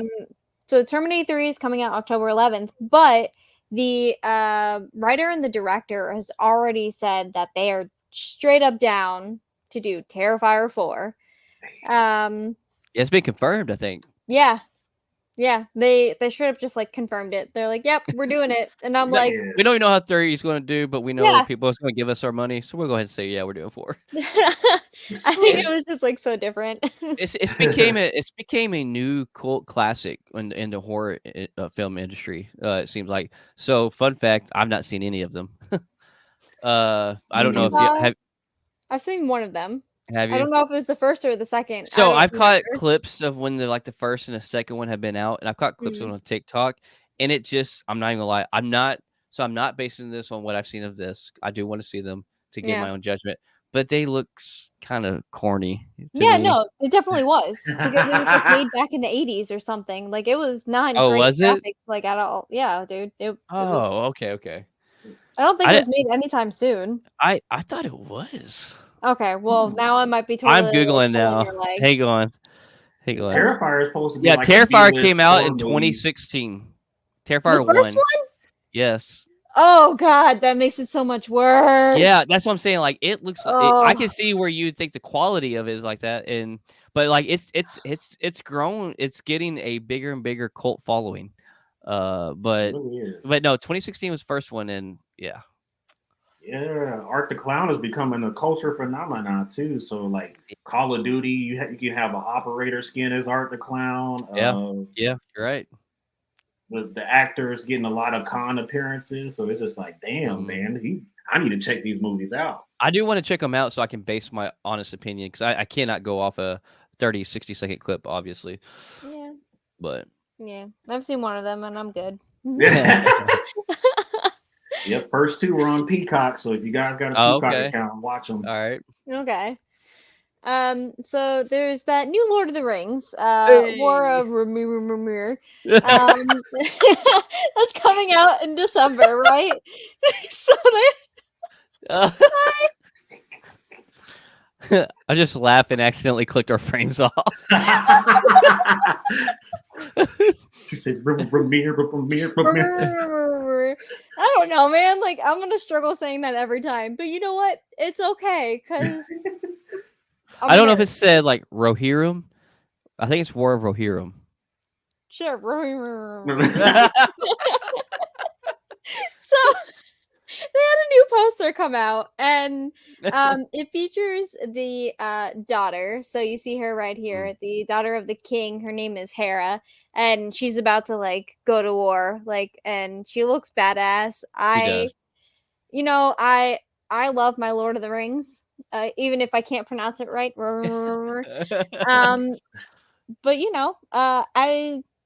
I like it. It looks really great. Like I've loved the trailers that they put out so far and the teasers and everything. It's just like everything's just speaking to me. What do you guys think? I'm anxious for it. Like obviously it's not really my style of animation, Mhm. but because I am Lord of the Rings fan and like the storyline, like the trailer, it sold me. I mean, I think when me and Deontay went to see a movie and we last like a couple of movies ago, maybe it's when Speak No Evil, maybe it's one before that. We actually seen the trailer in theaters, and like I leaned over, I was like, dude, this actually looks pretty good. And like Deontay hasn't seen Lord of the Rings at all yet, and he's like, this does look pretty good. Well, this is before everything, so this would be a great way to start off. Oh, I didn't think about that. You're right. Yeah. Yeah, it takes place like 300 years before the first one or something like that. Like it's actually like the first one chronologically, if you want to think of it that way. And it's all continuity. Like they're all tied in. Like the animation's different, than it's all tied in. So well, that will be my introduction to Lord of the Rings. Ayo, we did it. Yes. So, Happy Gilmore 2. They have some leaked photos, and as you can see here, you got Adam Sandler in his bathrobe, with the bearding it out. Yeah, dude. So it still doesn't have a release date. We know it's going to be on Netflix. And if anybody is in the Essex County area in New Jersey, they are actually looking for extras, and they will pay you. So reach out, do the thing. They started taping just this month, so I'm expecting like so many more photos because there's been photos of just the town that they're in, of like a coffee shop that's like, hey, welcome, like, and they have like a drink special and it's for like this taping. So oh really? Yeah. Nice. Yeah. Well, Blake, pack your bags. We're going on a trip. No trip, baby. Let's do it. Let's do it. I want to test my acting skills out. I'm super curious to see like where they pick up the storyline, since it's been such a long time gap since the first one. Yeah. But I'll watch this Adam Sandler movie. Like, Yeah. I'm not a huge fan of him, but I'll watch this one. They have Shooter McGavin coming back. Like, yeah, like he's a classic '90s film guy too. Yeah, and then they have Kelsey, Travis Kelsey. Yeah, and he's gonna be actually playing like golf and stuff. So, like, is he supposed to be like Adam Sandler's like long lost son, and like he's teaching him how to play golf, or he's like his mentor now, and kind of like how Adam Sandler was looking for a mentor or whatever. And, like, I'm more of a Jason Kelsey fan, so I'm not really care if Travis is in it. Oh, okay. Yeah, I like his brother Jason way better. I actually enjoy watching their podcast, but like I've watched a documentary about Jason Kelsey's life or whatever. Yeah, and dude, I'm not gonna lie, it's really good. I think it's on Amazon Prime or Netflix, but I don't know, just kind of getting to know them and then just who he is on and off the field. Yeah, he's a pretty cool guy. Travis, he's a little extra, but yeah. Dude, they had an all-star cast in the first half of Gilmore. You had Bob Barker, Carl Weathers. Yeah, both of them passed away. So rest in peace to those guys. Yeah, Then you I have, would. what's his name? Shooter McGavin, and then Rob Schneider too. So yeah. Hopefully those two will make their way back. Yeah, I would love for them at the end to do like a memorial for Bob Barker and Carl Weathers. This movie is dedicated to them, and it definitely is. It's going to tribute to them in some type of way. And I don't like. I remember reading that there isn't much as to like how and like what they're gonna do, but I'm sure it'll be done tastefully. Oh yeah, I'm sure. If not, it'll be done Adam Sandler tastefully style. Yeah. I don't know, man. Like it looks different and interesting. Also something that got released for possibly as a sequel, Beetlejuice 3.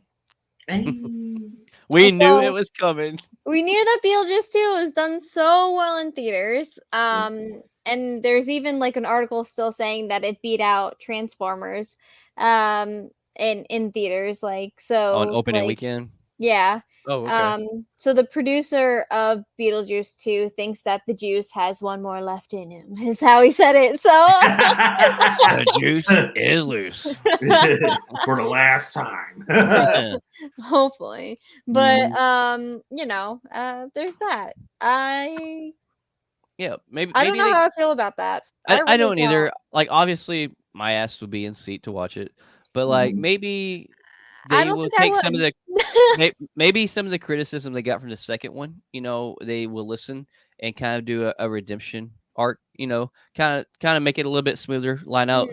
Connect a little bit better, not have so many different tangents going off anywhere unfulfilled and unexplained. Yeah. So we could give them one more chance for a redemption arc. Like, it is nostalgia. Let's be honest, they're banking on nostalgia. I mean, it's what a lot of these movies are nowadays. Is it's guaranteed money because it's a sequel or a prequel, and that's what this is. But I'm not mad about it. I'll watch it. This is their opportunity to redeem themselves. So if you want to dive a little bit deeper into the Beetlejuice lore and like who he is as a person before he became this broken ass demon that's been wreaking havoc on people, I think like you can either. Well, we talked about this before on the past episode. We can either explore like his son, baby Beetlejuice, or you can even like traumatize him more and give him like a toxic mom story. Like, well, the reason I'm crazy is because have you met my mother? And you meet Mama Juice, and that would make a great into the trilogy. I think I would rather see a Mama Juice than a Baby Juice. Stop! Oh my God, that is no. Okay, cool. So moving on. Kathy Bates with a wig on. Oh. Well, she's done acting. Yeah, she's done. Oh yeah, that's right. This is the one film that brings Kathy Bates back from retirement. And she's Mama Juice. No, be so funny. No. That's not what brings Kathy Bates back. It's the Elon Musk biography and her playing Elon Musk. That's what brings her back. That is fair enough for me. You can see the resemblance. Oh, Oh my god. But next on the list, we will give a spoiler-free review of Transformers 1. Me and Deontay literally just seen this a couple hours ago. And it's going to be so hard not to spoil it. But we are doing this out of respect for our kind co-host, Tay, because she has not yet to see it yet. And oh my God, do not sleep on this movie.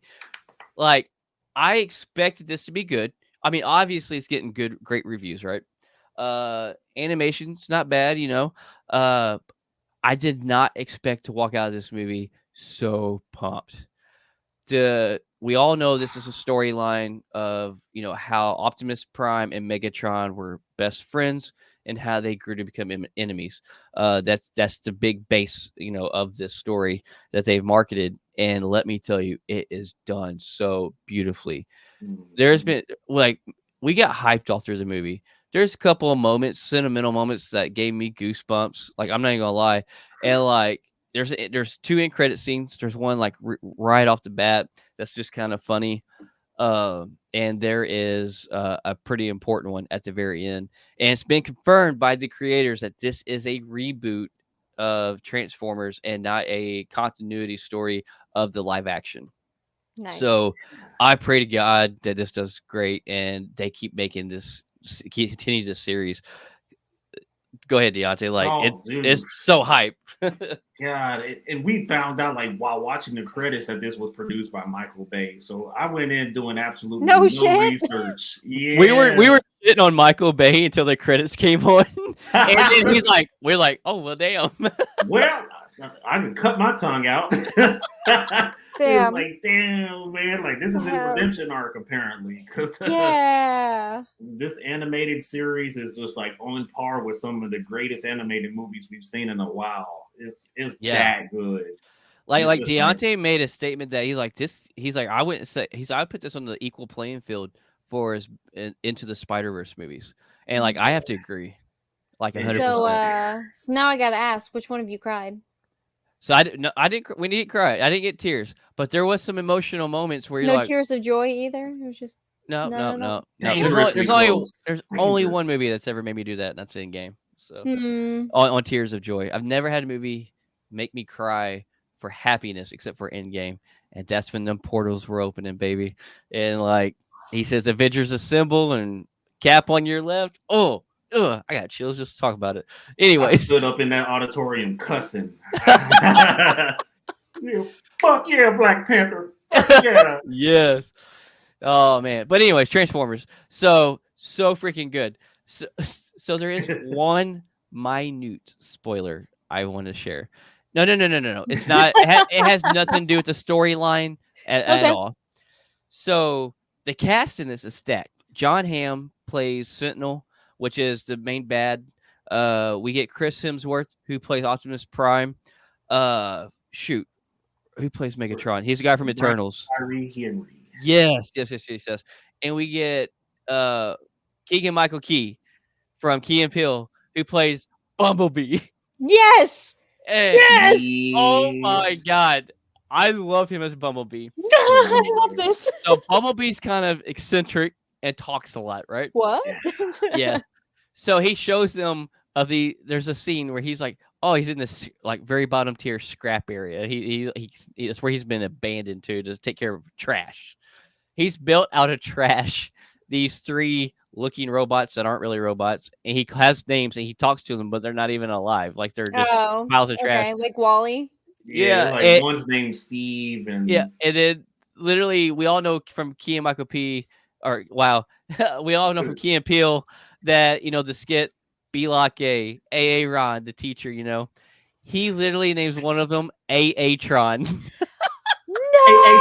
Oh my God! Oh my God! Amazing! I lost my shit when they said that. Like there's so many moments like me and Deontay laughing out loud, cheering them on, or we're like, oh my God, I can't believe that happened.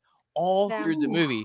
And like, my God, their friendship, the way they portray their friendship, you know, the key on their movie posters, it says, like a brother forged enemies. And that can't be the better slogan of what this explains. Yeah. It's heart-wrenching. Like it hurts. Like it's like, oh my God.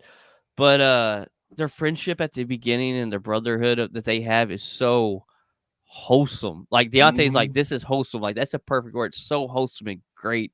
And like it just puts a smile on your face. Like I was grinning from ear to ear through the movie. These are And bros. oh my God, it was phenomenal. Do not miss this movie. It's worth seeing at the theater.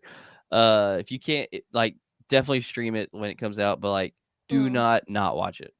Okay. One thing about this movie, it just makes me appreciate. Well, so Keegan Michael Key has played a lot of roles in voice acting. Mhm. They have all been good roles too. Like he starred in Rick and Morty as like an alien before, and he just showed up in other like comedic roles in animated shows. And it's just like, damn, he really is just like the greatest voice actor for like a comedic character. So picking him to be Bumblebee couldn't have been any better. Yeah.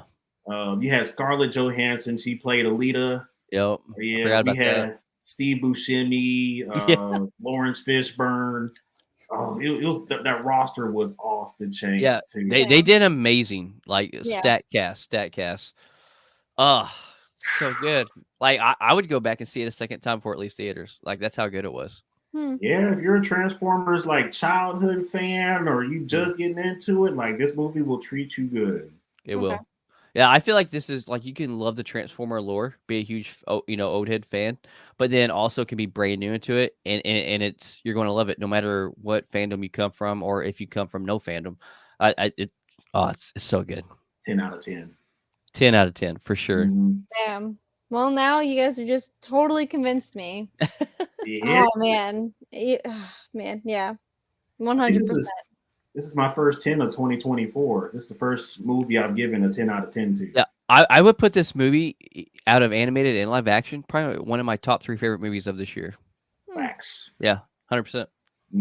Damn, Deontay, this beat out Speak No Evil. Oh yeah. I would put for 2024. I'd put Deadpool, Wolverine, and Transformers 1 as number 2.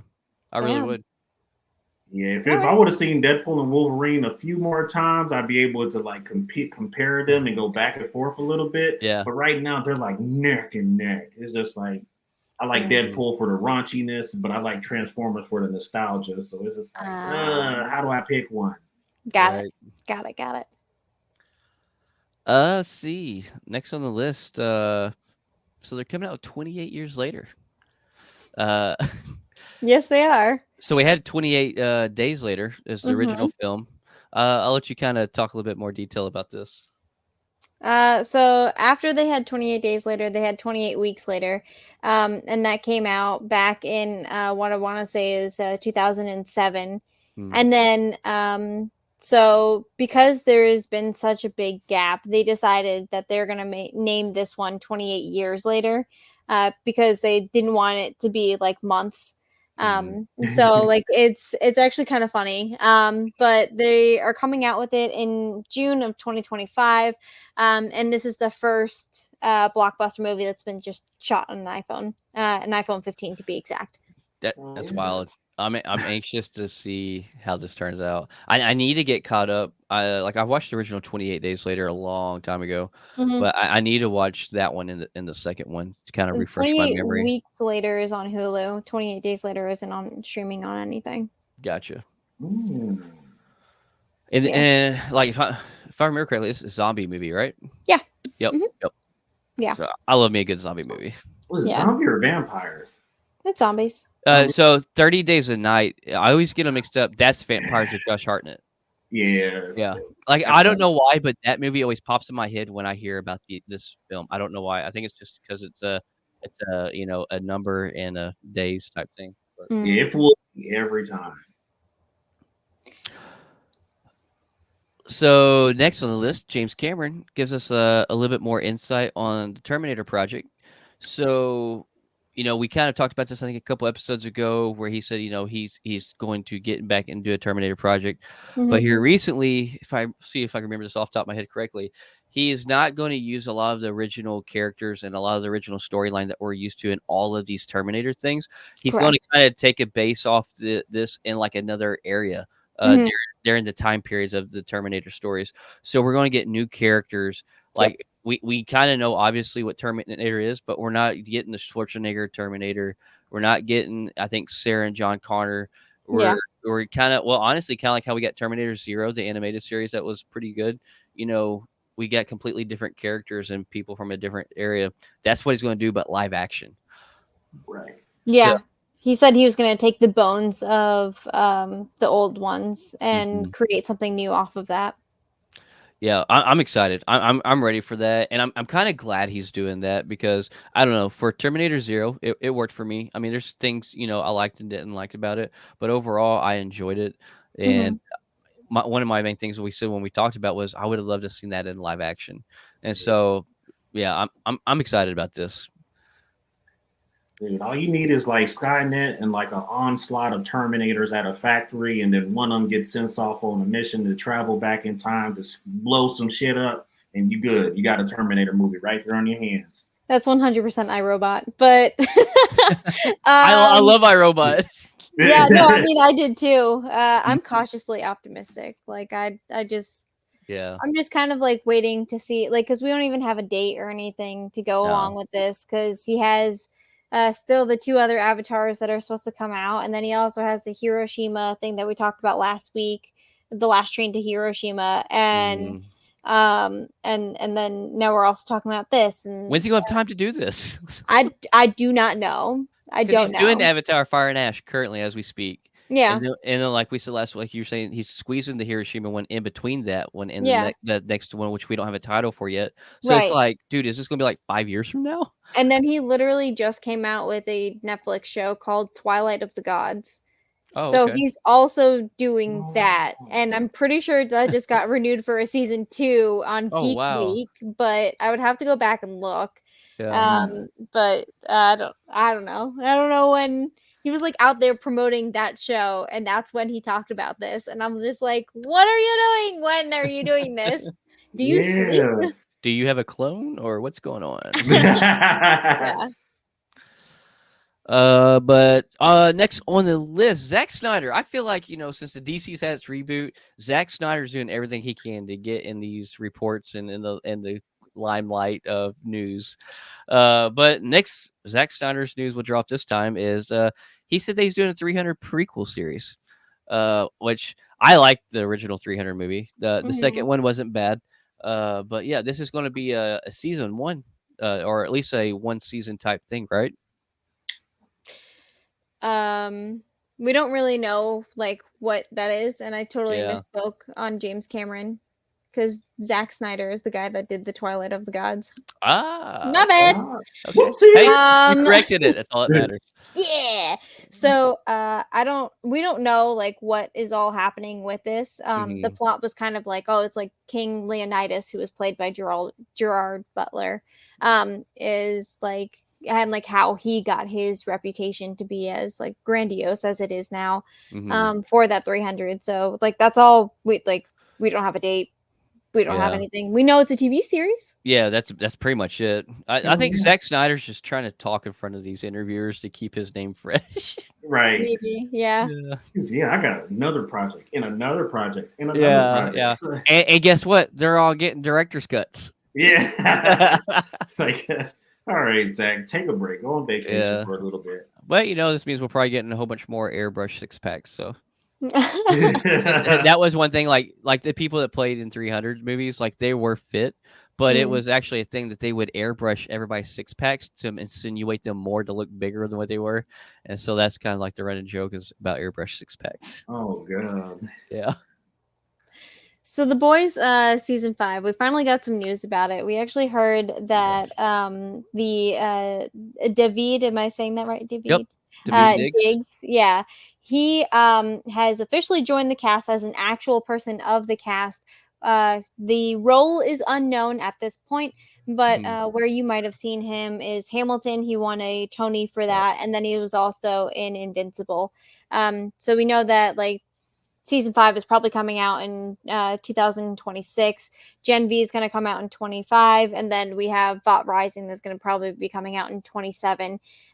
But for season 5, we also know that due to like Jensen Ackles going around and discussing things, like he definitely said that you will see some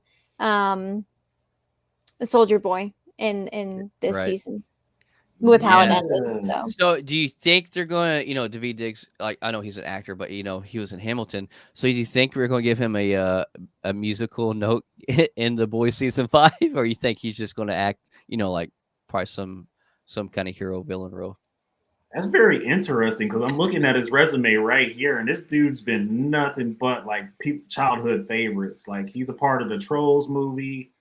He's in Soul, Little Mermaid that just came out last year, and Zootopia. So it's just like, damn, Daveed. Yeah, and all of those have big singing stuff in them. Like they're big, have music heavy in them. So I wonder, with the boy, what?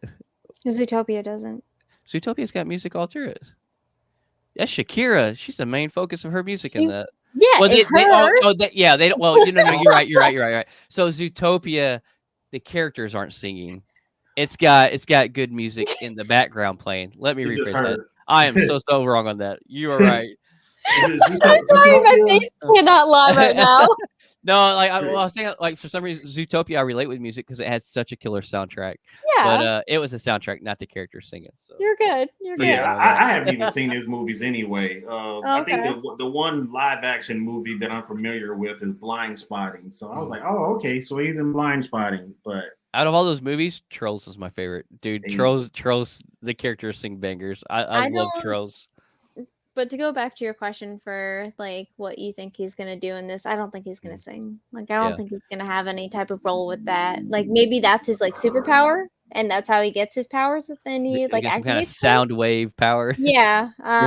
But I don't think so. Like I think that he doesn't want to be typecasted, and he's trying something new. And so Daveed Diggs was rumored to for a while. I can't remember what character, but he was rumored for a while to be in the MCU.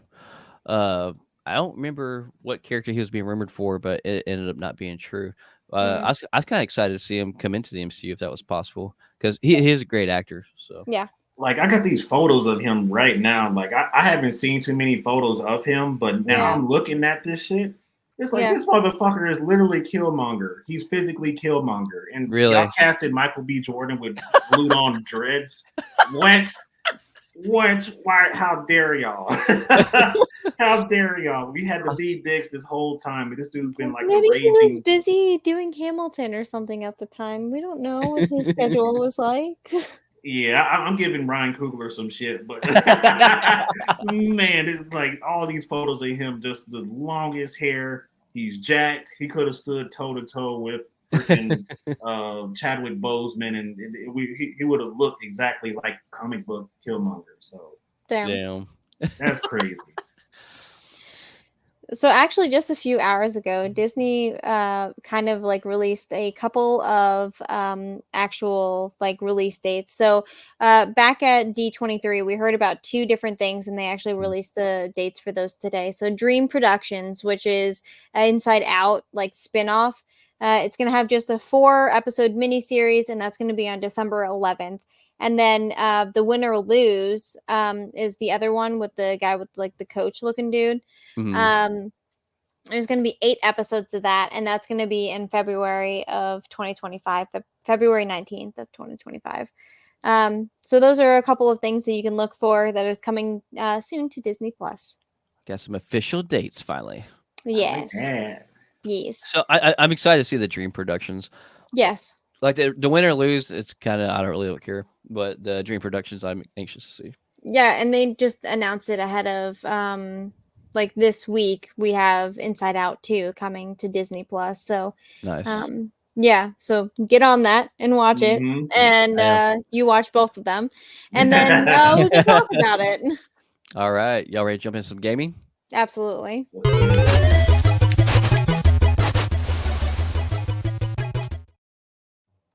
All right, so to kick things off, we got the Switch 2, and it got some leaks photos. Now, of course, we have Nintendo saying this isn't what you think it is, but as you see here, we have like the 4 different like slots for your games rather than just the one that you have in the Switch One. Mhm. So, uh, like Nintendo's like, this isn't real. This isn't what you think it is. But everybody's like, okay, but like to have like a hard drive like replicated is really hard. So we think you're lying. With this photo, you got 2 different screens. So your main screen is going to be at the top, and that bottom is going to be kind of replicating like a Nintendo DS, where it's going to be touchscreen. So they're going Oh, to have like okay. this and everything where you can like touch it, or you can touch it with your finger. Okay. Whatever is easiest for you. So Switch 2, you heard it here. I think it's real. It looks pretty legit. I'm not gonna lie. And there was like an actual like data board of like somebody like took it apart and was like, this is the board. And you Oh, can see really? that like, yeah, so there are Ah, like some photos that are on X that like they're just it pretty looks like it's upset that they very leaked much, out. yeah, yeah, Damn. yeah. But they're not like saying anything. Like Yeah. Nintendo's like very very much like close-lipped about this, so Hmm. it's interesting. So the next thing I want to talk about is Rocksteady. They have a they had the latest game that they just came out with was the Suicide Squad Kill the Justice League. That came out at the beginning of this year. It completely flopped. It was like a Yeah. terrible game. I heard it's Everybody bad. was hoping for a Superman game, but instead they got this. They were very upset by it. But now there's a rumor that they are going to come out with a PlayStation exclusive Batman. If you guys aren't familiar with Rocksteady, they came out with all of the Batman. So Batman Asylum, Arkham City, and then Arkham Knight. And Arkham Knight came out in 2015. So everyone thinks that they are going to or they're going to develop another Batman movie Mhm. or correction game. Because they think that they're trying to make back the money that they had made on Suicide Squad because it was not good. Damn. Uh, That Batman trilogy and the video game series was a huge part of my growing up. So oh, Yeah. I really? Oh, I don't love. they're, think I don't think I've played them. it's so good. If you like puzzle games, Mhm. Okay. Yeah. they're I'm good. I'm down for that. And Yeah. you could beat the shit out of bad guys in Gotham. Literally. So we got an update of Tales of the Shire. It's a video game that looks very much like Animal Crossing and Lord of the Rings had a baby.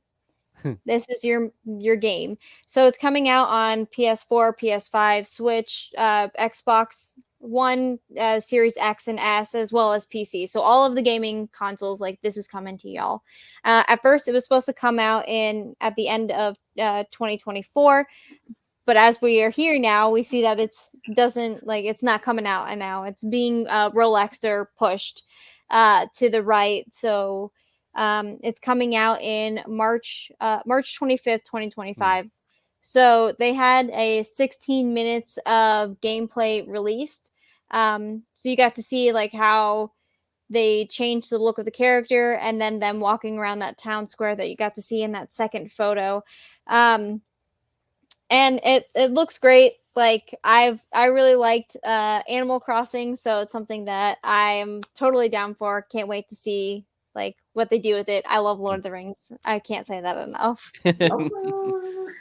She's like, The give me last thing the last thing that's on the gaming bracket is going to be Silent Hill 2. So they are remaking this. The OG came out in 2001. So it's just going to be released on PC and PS5 on October 8th. And then because we do know that the PS5 Pro is coming out on November 7th, they're actually going to release it at the same time for PS5 Pro on November 7th. So if you're one of those lucky ones that gets a PS5 Pro at the same day, you can also get a Silent Hill 2 remake. It won't launch on other formats until October of the following year, so October 8th of 2025. Yeah. Um, so everything is right now, they're releasing it now. and we're just gonna kind of like see where it takes us. The entire story looks to be the exact same. It's just better graphics, just re-releasing it for the fun of it. Nice. I can rock with that. All right, Deontay, you ready for some con spotlight? Let's get it.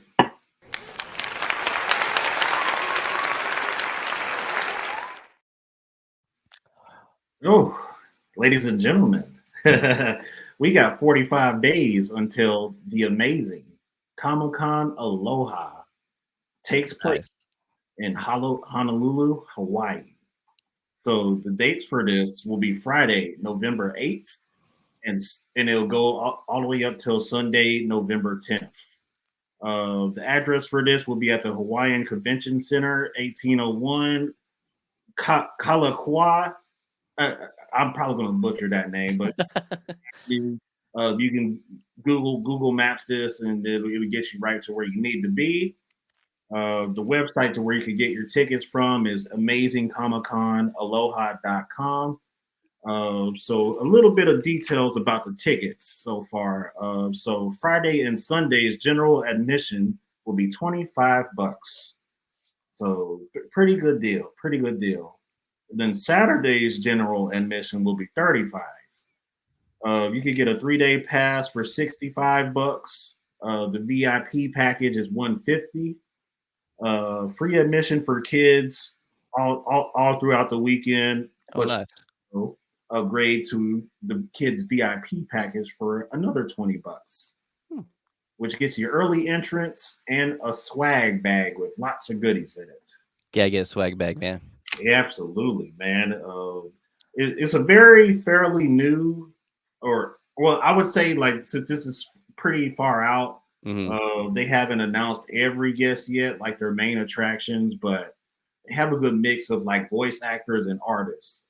Four artists so far, and now actually 5 voice actors. So 4 are from the realm of anime. You have Abby Trott, who plays the voice of Nezuko from Demon Slayer, Kimetsu no Yaiba, and also Bryce Papenbrook, who plays Inosuke from Demon Slayer, Kimetsu no Yaiba. From the world of One Piece, none other than Monkey D. Luffy himself, played by Erica Schroeder. She will be there for that weekend as well. And then from the world of Attack on Titan, who plays Mikasa, is Trina Nishimura. Okay. She will also be there that weekend. So the 5th guest was just announced today, like not even like a couple hours ago. So it is. Oh, dang it. Why did I forget? So Chris Potter? It is Chris Potter, and he's the voice of Gambit from X-Men, the animated series, and he's Cable from X-Men 97. Oh, so nice. That is going to be a sick celebrity meet and greet. He would be my number one I'd want right there, just right now, right off the bat. I would definitely fly to Hawaii just to get his autograph. And plus, this is a con in paradise. Like, this would be the one to go to right here for sure. I'm like, dude, man, it's just like, it's so cheap for general admission. And you get to meet anime voice actors, even though it's English dub. These are people who are pretty famous in the United States because of these conventions. So it's a win-win. Heck yeah, dude. I would kill to go to this one. Like, just because of the location alone. Oh, you can knock off so many things on a want-to-do list or a bucket list all in one shot. So see a volcano, go to a great con, go to swim in the ocean, go to beaches of Hawaii, go to a legit luau. Like, that's so many things. It's a win-win situation, man. I'm honestly like tempted to get on a plane right now and just be there until the show starts, but yeah, November's a little bit far away. Yeah. They haven't announced anybody else, but if you guys looking forward to more updates, I can always post about it on social media. This is a very exciting crew that they have together now. And you guys will get even more details on who the artists are, or you can just follow them on IG where all the information is right there. Amazing Comic Con Aloha. Very easy to find, and you'll be able to stay up to date with everything that they have to say. So, heck yeah. Friday, November 5th, or excuse me, November 8th to Sunday, November 10th. Remember that. Right after my birthday. Hey, November babies, what's up? Before we wrap the show up, what does Saturday Night Nerds and their network all have coming up here soon? The Saturday Night Nerds, we got Warzone Wednesday tomorrow. So you want to see me and Blake tear people's heads off their shoulders, this is the time to do it. Braden Hayes, J Gaming, just got back from Texas, so hopefully we'll be having him on the roster again. And we'll see if we can have Divide or maybe Emperor Will come through as well. So we'll be streaming live from the Twitch channel. And man, it's going to be hopefully a good week of dubs. Heck yeah. Got to get them big. I love our Warzone Wednesdays. Hell yeah, man. It's so much fun. SNN Group Therapy, we had to cancel that last Saturday because Emperor Will is not feeling himself, or not feeling too well, I should say. He will be back this week, so maybe we'll have like a second chance at it. We'll keep y'all updated if y'all follow us on social media. I'm super excited for that. Oof. You guys want to come and vent, let us know, man. Like, my DMs are open. We're going to get Blake on there. We're going to have Tay on there. We're going to have everybody in there just pouring their hearts out. So, what about when's is there a set date yet for the next Jacob Films perspective, or what it might be over? I want to say the next Jacob's Film Perspective should be over. Actually, I'm not sure like what non-nerd movies that's coming out in October, but I'm sure there's plenty of them. He's going to do some spooky stuff. He'll probably do something in October then. Yeah, there's going to be a lot of horror movies coming out, and then SNN, we got Venom and Joker 2. So yes, we do. And Fundamentals as well. So. Heck yeah. But yeah, if you're not following Saturday Night Nerds, what are you doing with your life? They are on all streaming platforms. They're on all social media platforms. Look them up. Super easy to find. You can't miss their logo. So give them a follow. And pretty sure that wraps us up for the night. Yes, sir. Y'all have a good night.